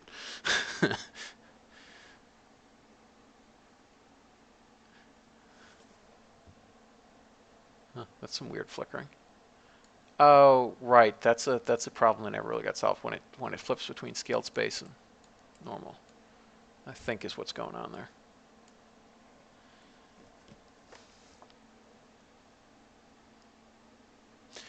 Yeah, so there's all the real stuff that you have to unlearn to play KSP, and there's all the fake stuff you have to learn.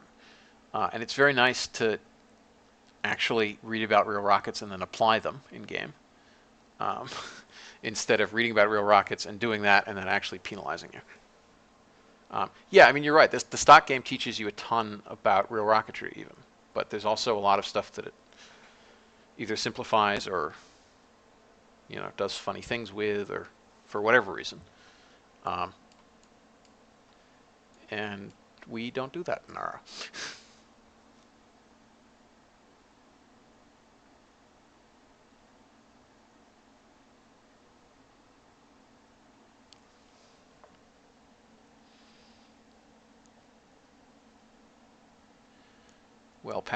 Well, 5 kilometers past the Kármán line.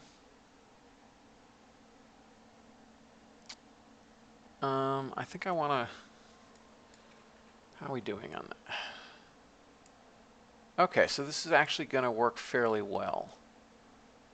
I think. We might still overshoot the Gulf of Nigeria, but yeah, I think I'm going to go ballistic now. Which actually, instead of turning descent mode off, we'll just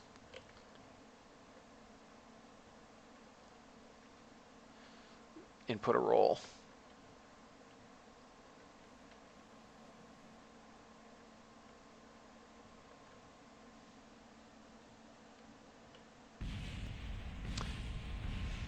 Well, we're coming. All right, I guess maybe I will turn descent mode off so we don't do that.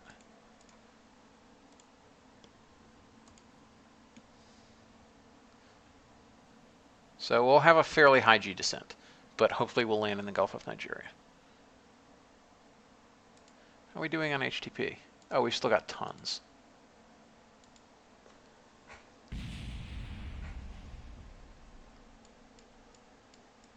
There goes the service module.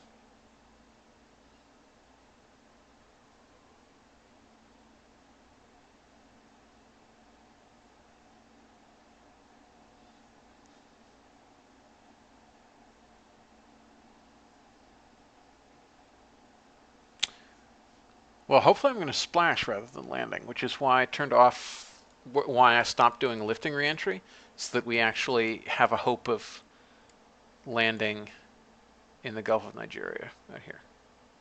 I think it's the Gulf of Nigeria, whatever. It's the Gulf that's off Nigeria, and I think it's, I think that's it. Oh, we're getting tracking from Kano. Kano? Kano? I don't know how to pronounce that. My apologies.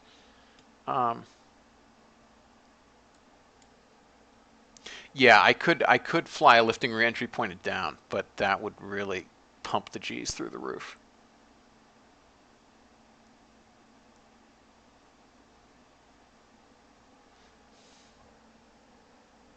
Ah, we can actually see some terrain under us.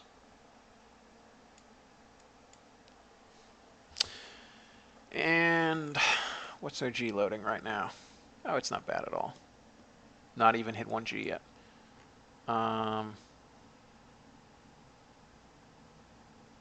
200 meters per second descent. That's probably going to be like 7G peak.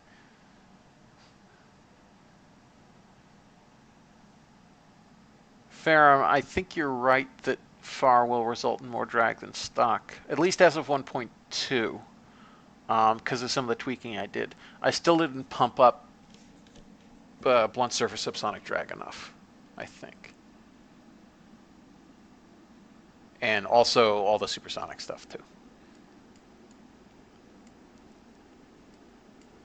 We make assumptions about fairly good area ruling that obviously aren't true.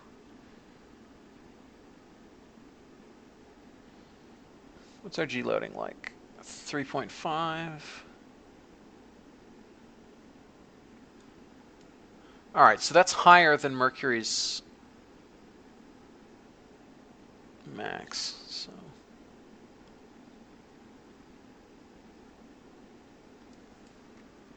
how are we doing on our trajectory?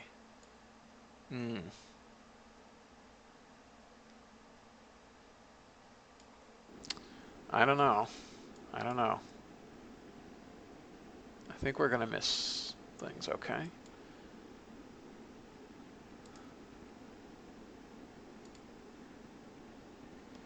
$7.4, 7.5, 8 Gs. All right, so I underestimated the G loading a little bit. 8.1. All right, that's fine.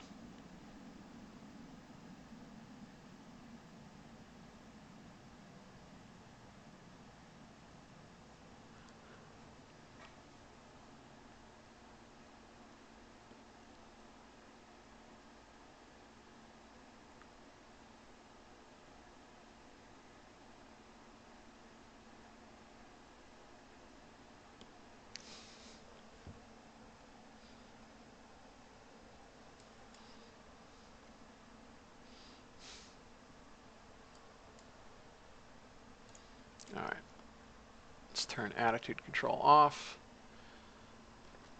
And ship manifest. Where's ship manifest? I thought I just opened it up. Where is it hiding?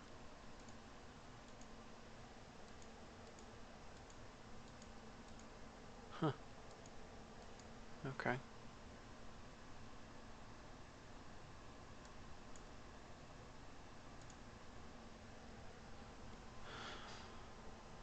Yeah. It doesn't seem to actually be opening up at all.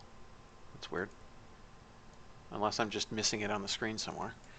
Because I really wanted to dump my RCS propellants, but whatevs. So yeah, we missed the coast of Africa, which is great.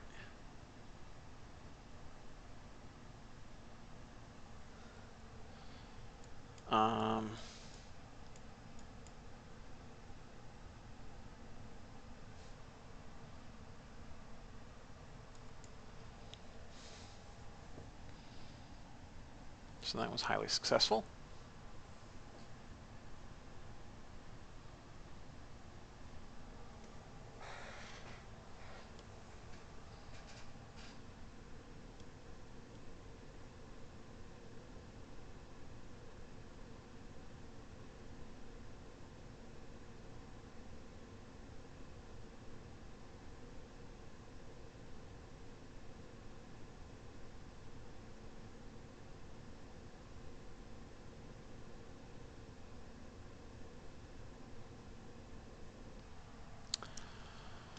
Eight kilometers.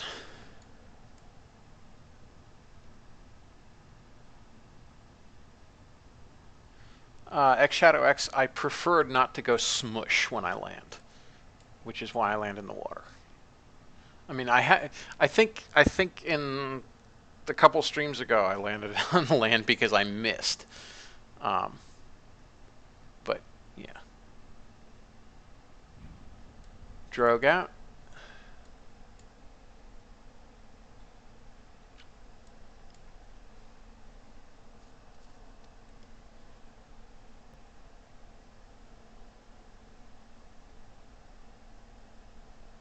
Huh, we're slowing to 50 meters per second even with a semi-deployed drogue. I thought it was for the... no, that's what landing rockets are for, X Shadow X. That's why Soyuz, for example, has those retros that fire just before landing. If you're landing on land, you pretty much just need some rockets. Okay, and the main out. Cloud bank. That's a heavy cloud bank.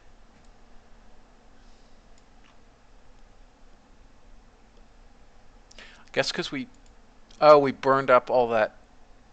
We burned up a lot of ablator, and no, most of them just went to charred. Dump some HDP. Why is this chute overpowered? I don't know. We're going to be a long time if it's at 3 meters per second.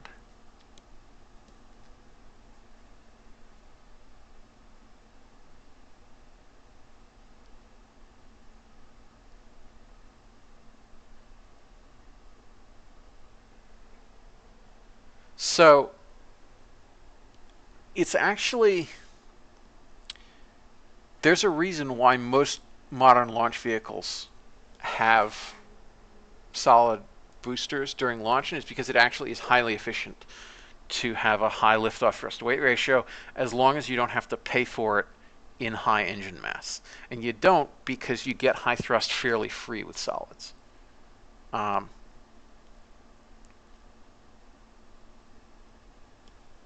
So, like, for example, you can get down to like 8.8 kilometers per second total expended delta V to get to orbit, even with a really long burning upper. So there's a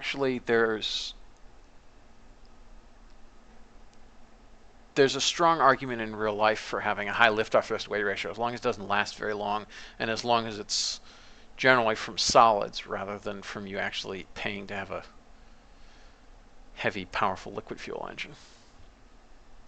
Liquid propellant engine. That is another thing that annoys me no end, is that KSP always talks about fuel when it should be talking about propellant. Particularly because with the nuclear engine, the fuel is, the uranium or plutonium or whatever. The propellant is not at all the fuel. It doesn't even combust. It's just chucked out the back.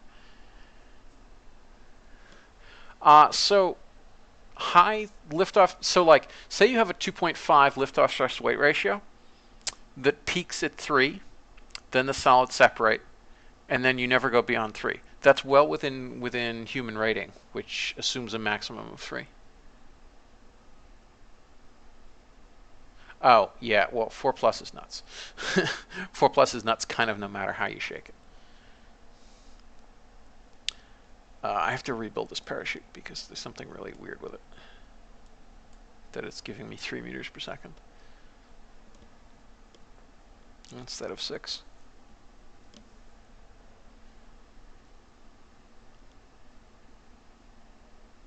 Oh, well, yes. You do get fairly massive explosive complications from solids. Although, in fairness, you'd get them from liquid stage too. I mean, the problem with Challenger wasn't that it blew up. The problem was that there's basically no abort mode for the shuttle.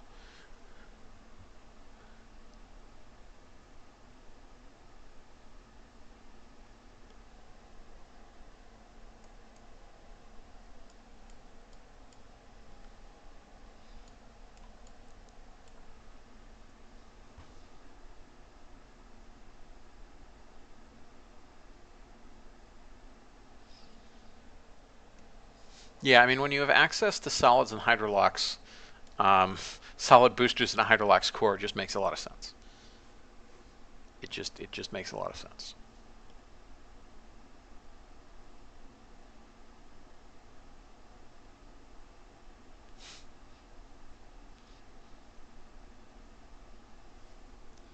Ferrum, so Sprint broke the sound barrier before it left the silo, right?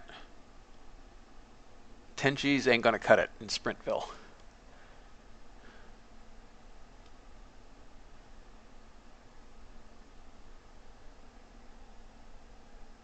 $20 meters. Oh, look at how pretty that is.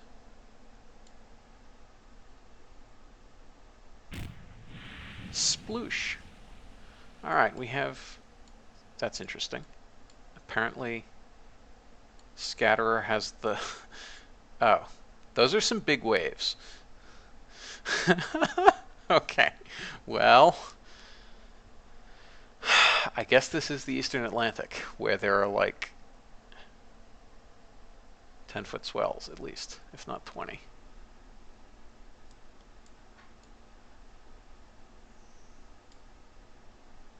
Fair, I'm pretty sure it was doing something crazy before it left the silo. I know that much. I thought it was supersonic before it left the silo.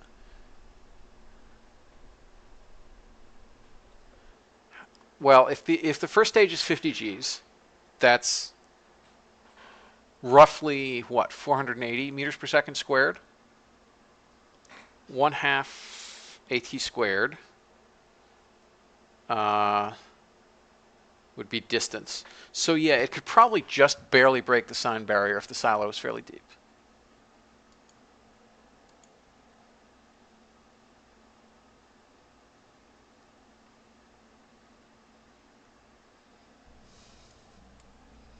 All right, so this was actually fairly successful. However, there is a problem, which is that our tanks were wrong.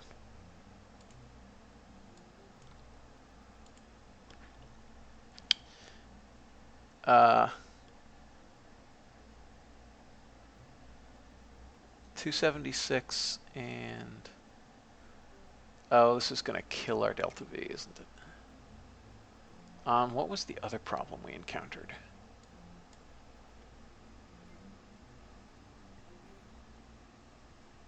Let's see.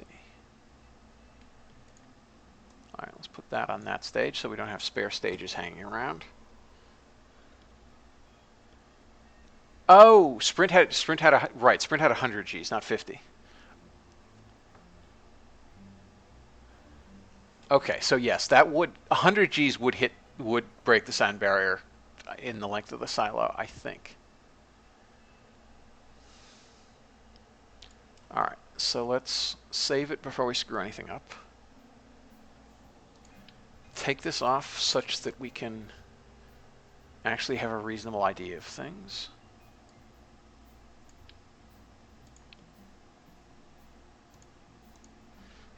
Put those stages back so that we don't lose them. Now. Oh, I think maybe I calculated with the chute with the retros on. That's probably what happened. All right, so we have 276. Let's go to service module 273. And we didn't gain that much mass, so that's fine. Are they both at 100? They are. All right, so now let's fix the parachute.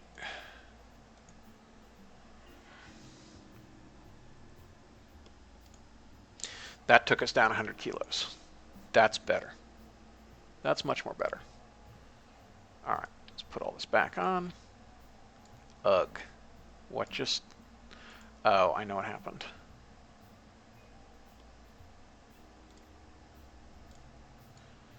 Yeah, it's the proc parts, proc fairings interaction on that node that happens every time. All right, so that's fine. Let's put those back so we can put the abort tower back on.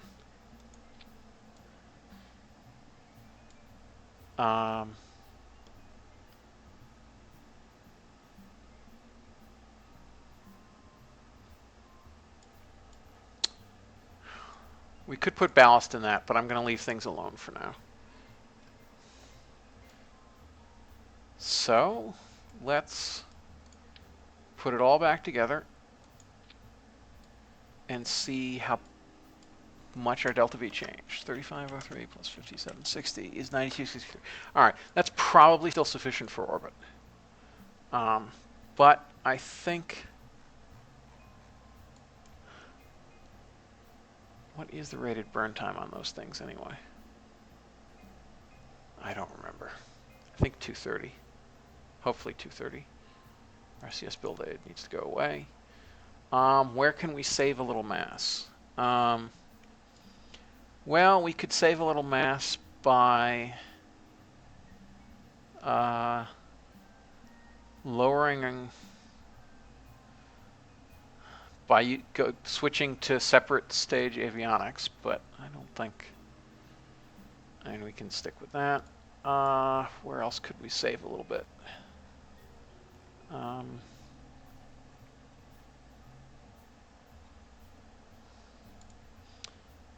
we could try pushing that a little bit, because I'm not sure this will actually make it to orbit now.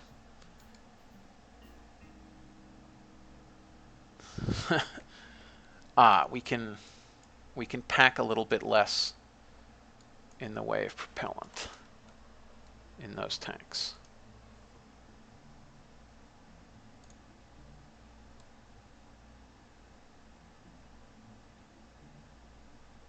Go back to 270 on them. All right, let's. That gained us 10 meters per second. Yes, I could go with the heat shield, decreasing ablator on the heat shield. I can't shrink the interstages because, look, it's literally all being used. I mean, we could shrink it ever so slightly here. Really close that up, but that's not doing much. And these are only what? Yeah, that's only 100 kilos for both. That's not much.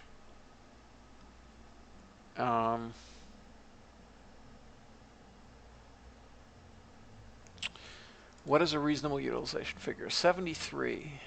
I think that's about right for basically Titan 2's upper. Oh no, actually it's higher because I didn't bother to put anything in that tank. So let's do this right.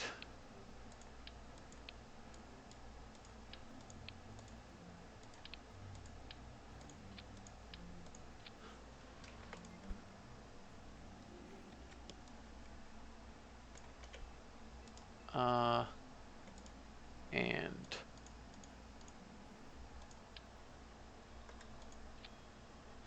yeah.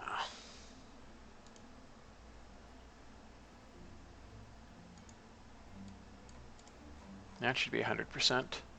Oh, is this? I wonder if this one was set to 100% properly or not. No, it wasn't.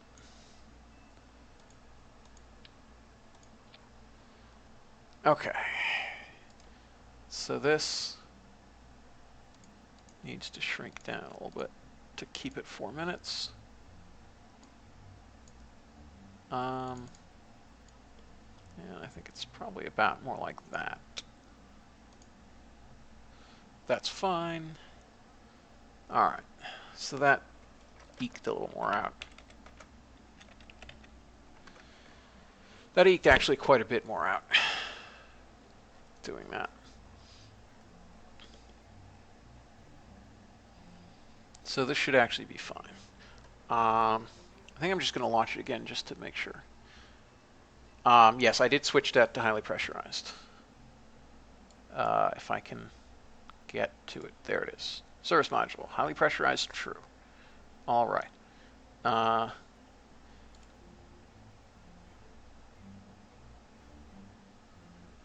Okay.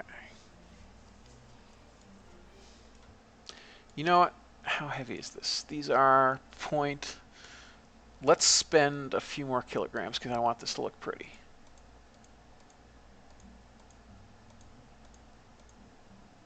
Now it looks pretty. I think that cost us 7 meters per second because they're now, yeah, that's like 35, 40 kilograms extra.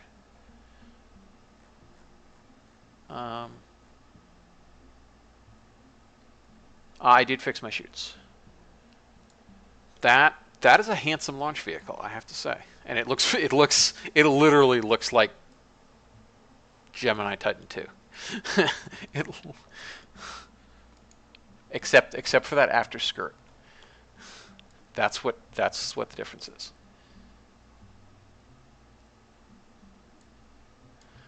Could I get rid of the internal fairings that those cover? That's actually a great point. Could I just get rid of those and have basically a structural piece in the tanks and that? I don't think it'll save that much, and I'm not sure I want bare tanks. and they're really not that heavy. How heavy are they anyway? 32 kilos for both. That's really quite light.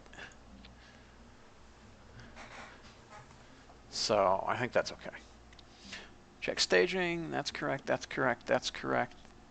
That's correct. That's correct. Although I think I actually... I'm just going to have all of them fire then.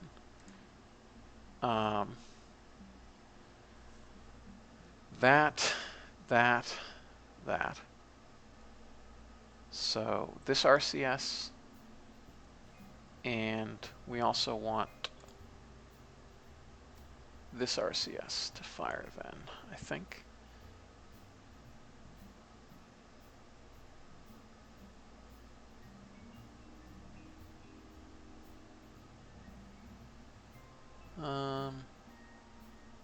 Yeah, all that looks good to me. Actually, except I think we want to just do all the arm the chute when we jettison the retro module. Might as well. All right. And this costs $10 million, it looks like, which is pretty cheap, really. How much of that is the abort system? Not much at all. How much of that is the launch vehicle? Half. Seems fair. A little less than half. It's like 60-40. Whoa. Oh, I have it on symmetry. Stupid. All right. And staging remained good, I believe.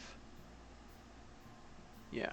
Now, what I could save is doing this Titan style and hot stage. But I'm not nuts. I like my controlled staging events. Where I would really save is if I put if I took that avionics out and used the other avionics, because I could probably almost just barely do it. It's 130 tons. How much? I mean, it would sort of... We're starting. All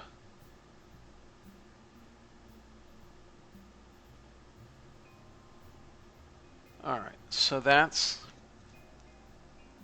0.85. That's 0.4. That's 0.35. All right, so what we could do is we could put the 2 meter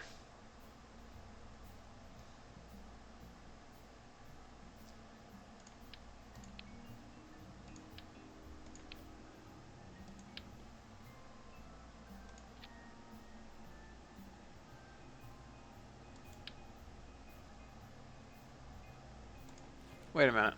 Is that really right? 130 tons, 0.4. Yeah. All right. So we'll do it like this. We'll save a little bit more. We'll have...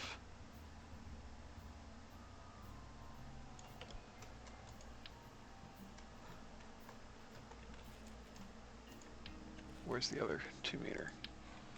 All right, which I was sort of disinclined to do before, but there. That gives us plenty more delta V. We're now at 92.56. All right. That seems interesting. That seems to be a little lower than before. I don't know quite what was going on, but that should work. I think that'll all work. So yeah, I'm just going to fly an ascent to verify it, and then I think go to log off for the night because it's been a while.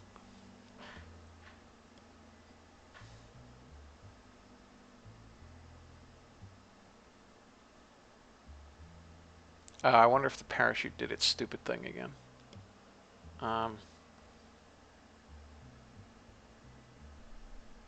Hopefully not.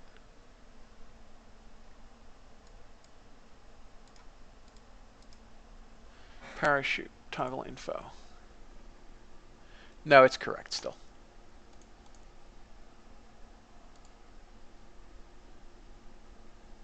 Yep, that looks about right.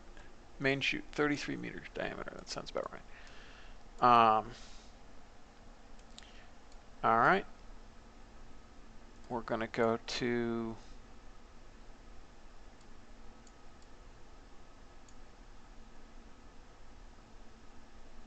I think 130 on this, and then still do the 5-degree pitch up on separation. We'll see how that works. Light the H1s.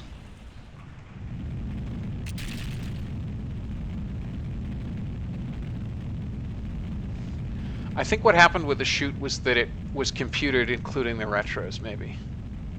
Like maybe I forgot to take the retros off when I did it, or something, or somehow it bounced back to default. I don't know.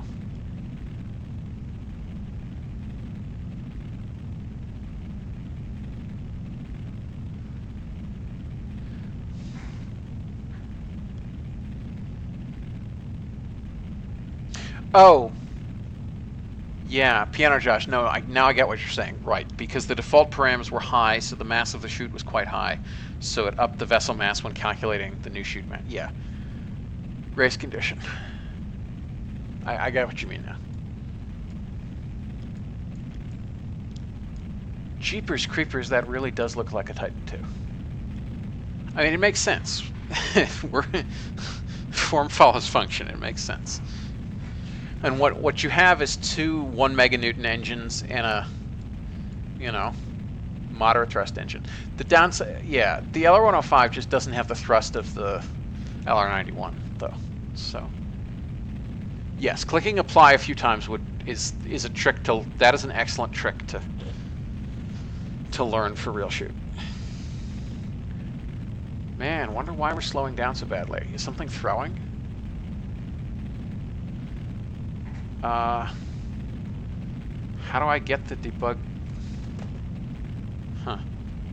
I thought it was still Alt F12, but it doesn't seem to be showing. The debug toolbar doesn't seem to be showing up. So I don't know how you get it anymore.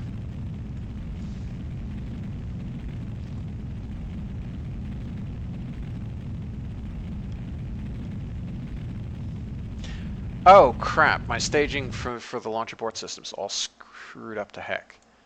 That's why our delta V is low.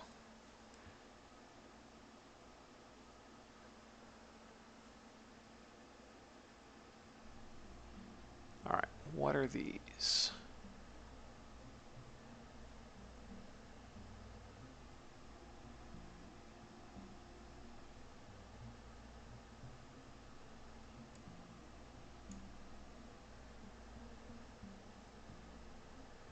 Those are my retros.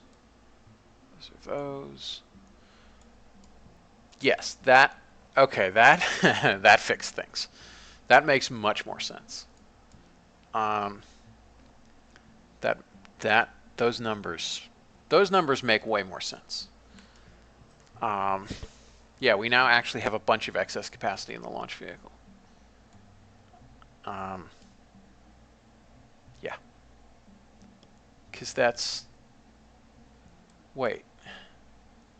Really? That's shockingly high excess. Oh, right, because I saved 400 kilograms on the upper stage. So yes, that made a big difference. Ferrum, yes, you would think it would be Alt F12, but I'm hitting Alt F12 and nothing's coming up. Maybe I have some... Oh, I wonder if there's a setting. I think you have to like enable it in game settings now or something. I don't know. Yeah, we now have disgustingly large excess capacity in the launch vehicle, so let's go ahead and bulk up these tanks again, I guess.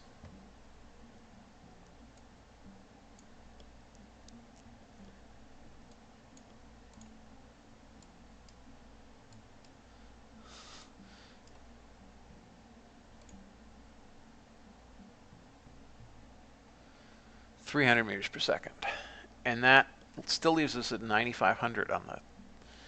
Man, all right. I mean, maybe we could just shrink the upper stage a little. Not have quite so puny a lift-off thrust-to-weight ratio. But if we shrink it, we'll hit burnout G's over 8. That's bad.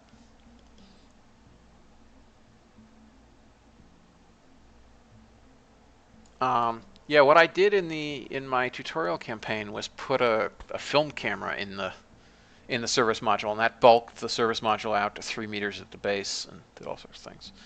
And that really looked like Gemini. But this is just a minimal service module. All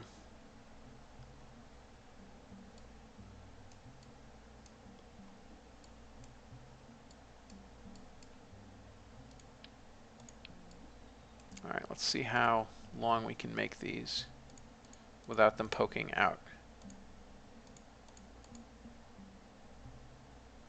Okay, we can make them that long and give it 400 meters per second delta V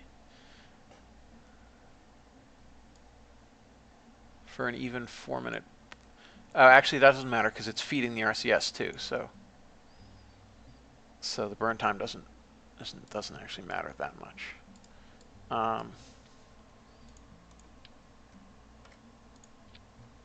All right. And yeah, this could probably place us in like a 180 by 500 orbit, actually. So which is actually, you know, honestly, because part of the point of this was making a nice stock craft to include with RO that doesn't use any like non-default mod parts. And if I if I cut the margins too close, then people won't be able to fly it. So probably best not to cut the margins so close.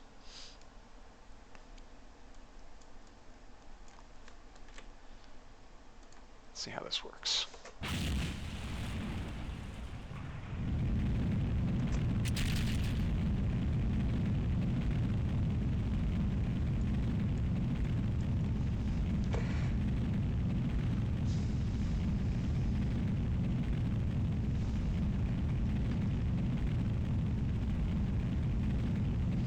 Let's deactivate this because I don't remember.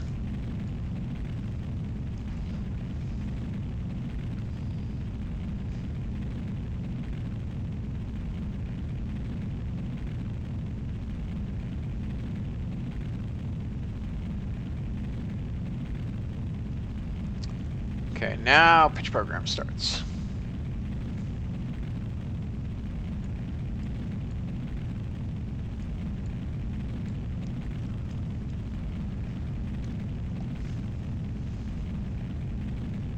I wish these didn't ball so much. Hopefully somebody knows how to tweak Real Plume to make them not turn into balls like that. Part of it, I guess, is because of the slowed frame rate. But I don't know. I thought Egg fixed a smoke screen actually that fixed that, but no. Supersonic. We're gonna hit I guess the same max Q as before, broadly, so about 35 kpd.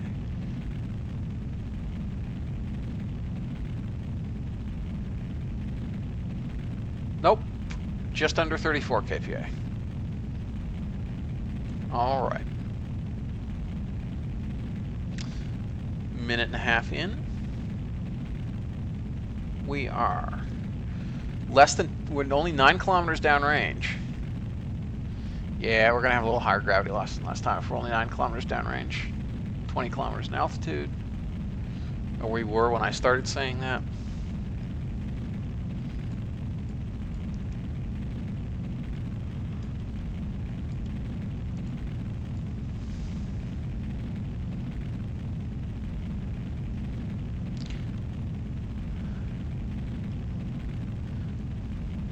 Getting fairly high.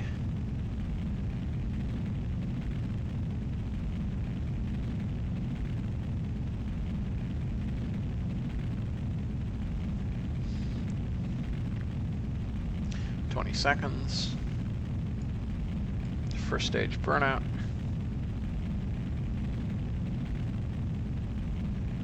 Ten seconds to burnout.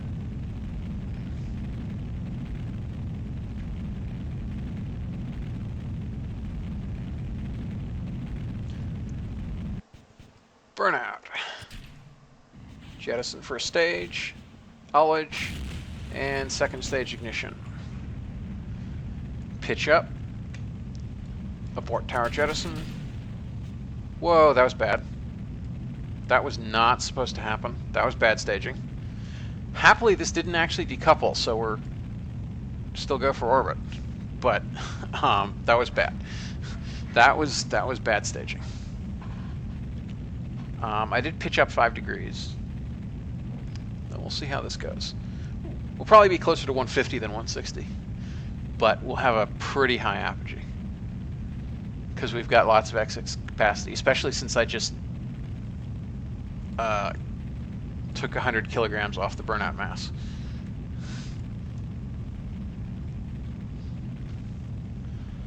Wonder if there's anything. No, I don't have hyperedit. I don't have anything else, so I can't actually fake give myself another 100 kilograms of mass.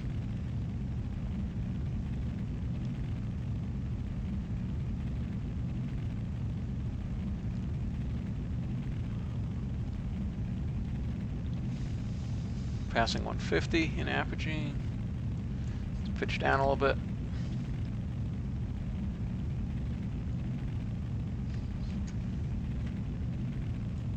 Only 3 degrees up pitch from level.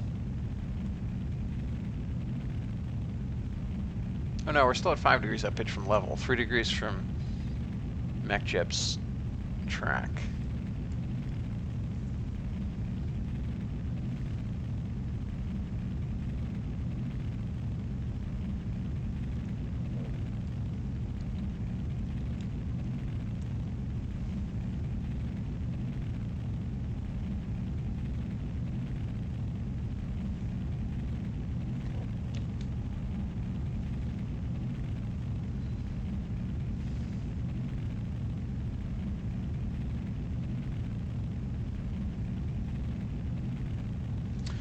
Oh man, there's a lot of excess capacity in this. We have about 300 meters per second spare.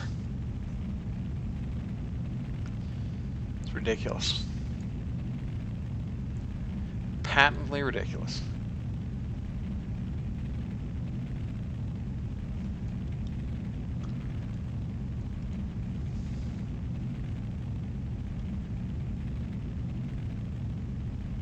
Guess we could loft higher and go for a 180 kilometer orbit.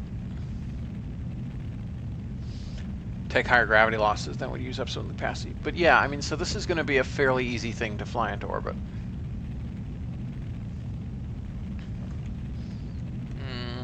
Let's pitch up a little bit.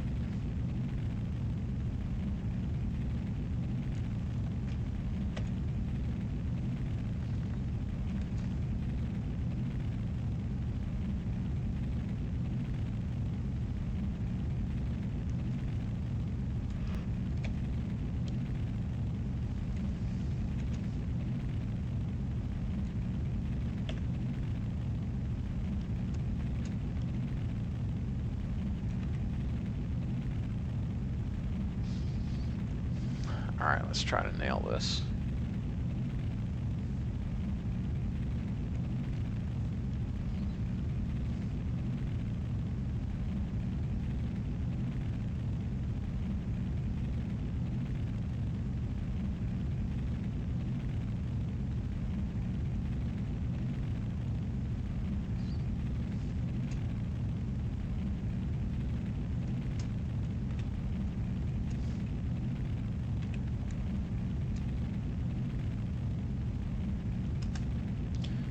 Okay. And yeah, we had about 300 meters per second spare. So that's a pretty high apogee.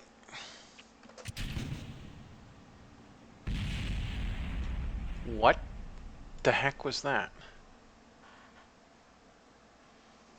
How did the engine burn up from overheating? That's interesting.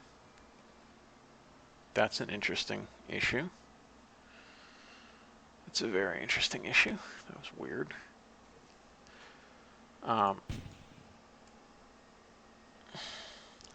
Weird as heck. Some sort of staging bug, I guess. Let's fix the staging on these things, which need to be on this stage. And we're done. All right, so that is a nice, decent launch vehicle right there. So we had, what, about 300 meters per second spare? So,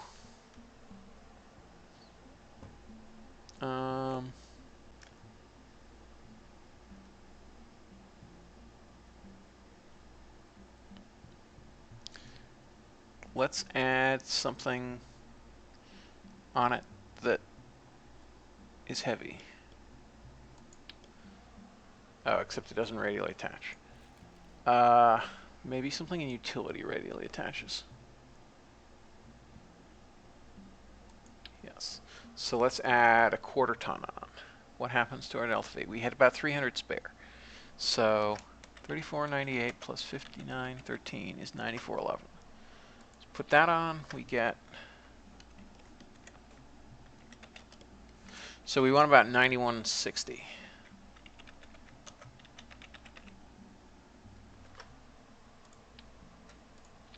I think. Yeah, we can take almost a whole 500 kilograms more into orbit. So that's quite a mass margin. But yeah, I think we're good for now. So yeah, that was pretty decent. And without the abort tower, how much does our delta V change? That gives us 30 meters per second. Let's see what our total payload is. Where did I have those things? I think we can put both of them on now. And what does that come out to? 5.46 tons. All right, so that launch vehicle can do almost 5.5 tons. Pretty good. That's pretty good. Okay, so I think we'll stop there. Thank you, everybody, for watching. We have a working 1.2.2 KSP RP0 install. And we proofed it fairly well. So yeah, see you again soon.